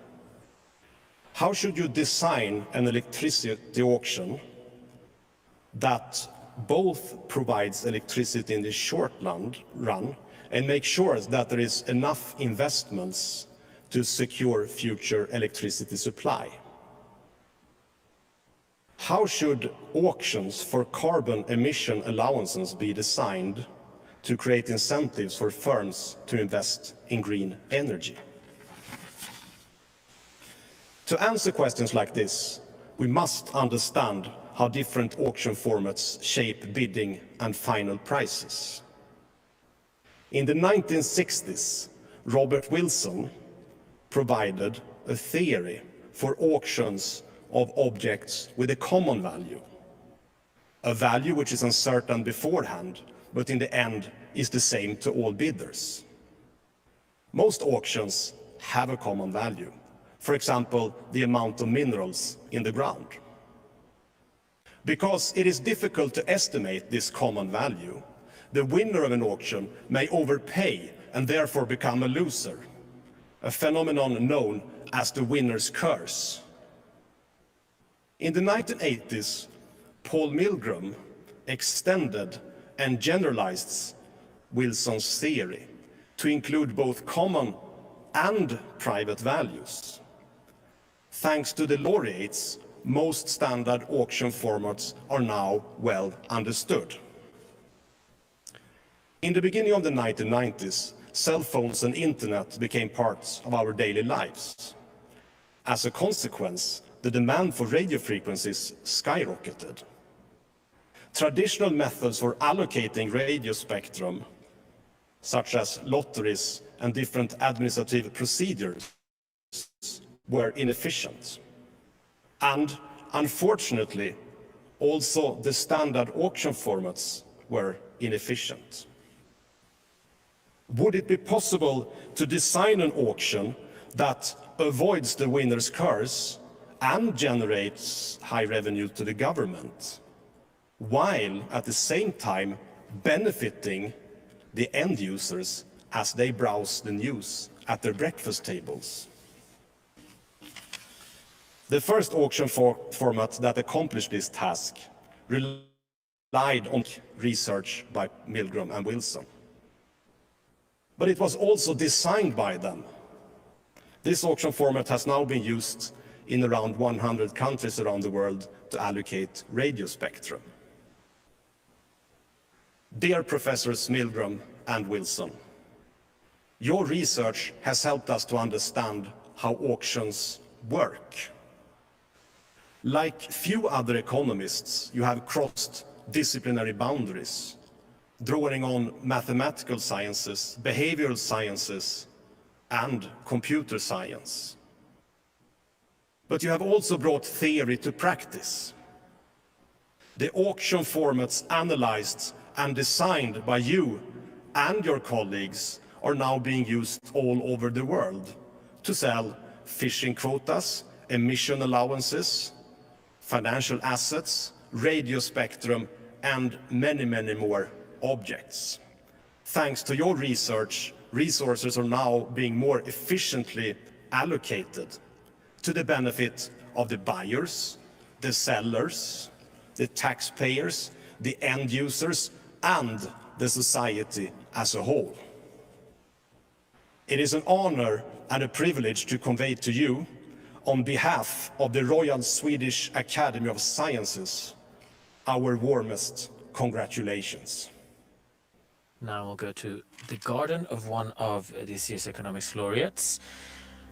And Robert Wilson and Paul Milgram, they actually live close next to each other on the same street.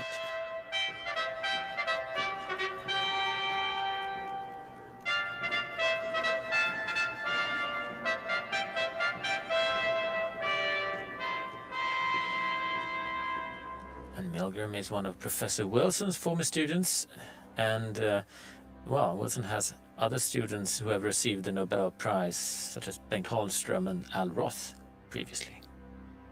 But today, it's Mr. Wilson's turn.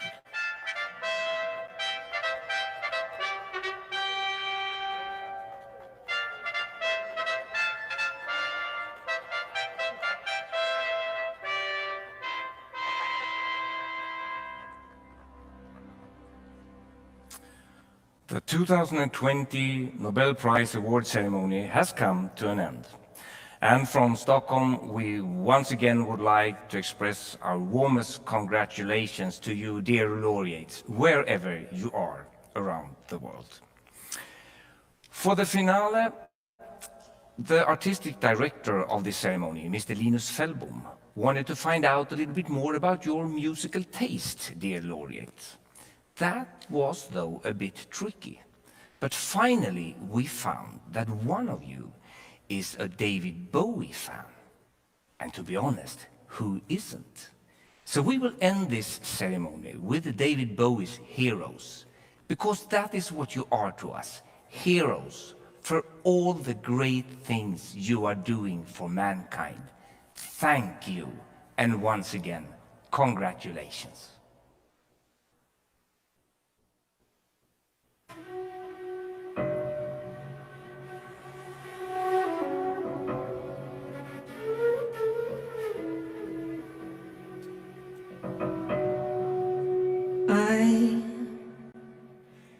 I will be queen,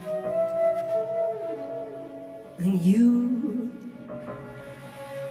be my king.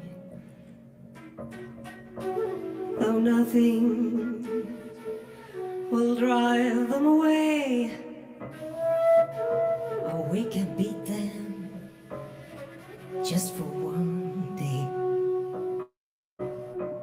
We can be heroes just for one day. And you can be mean. And I drink all the time, 'cause we're lovers, and that is a fact. Yes, we're lovers, and that is that. And nothing will keep us together. We could steal time, just for one day. We can be heroes forever and ever. What you say?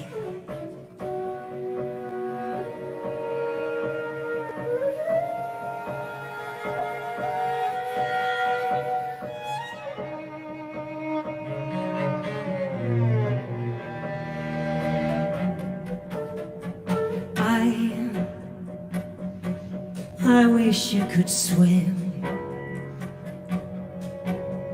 like dolphins, like dolphins can swim. Though nothing will keep us together, we could beat them forever and ever. We can be heroes just for one day. What you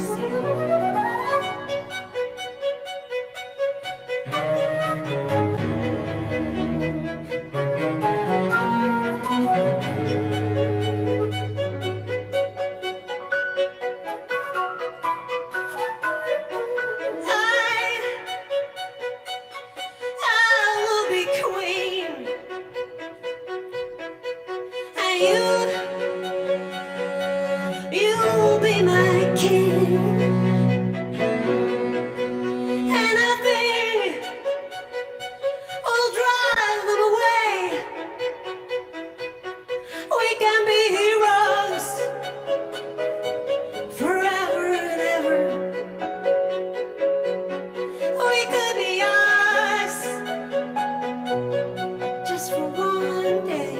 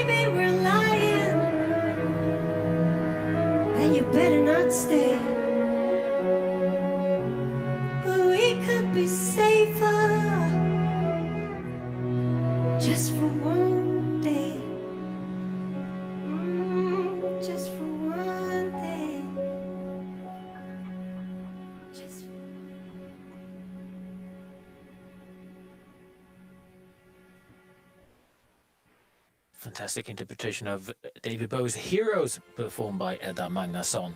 And the laureate who has David Bowie as a favorite artist? Well, that's Andrea Getz, who used to listen to music all night in her observatory to keep her awake. This closes this year's Nobel Prize ceremony. Thanks from Stockholm, and hope to see you here again, especially you laureates in person next year. Let's hope that then everything will be as usual again. Thank you for being with us today, and take care.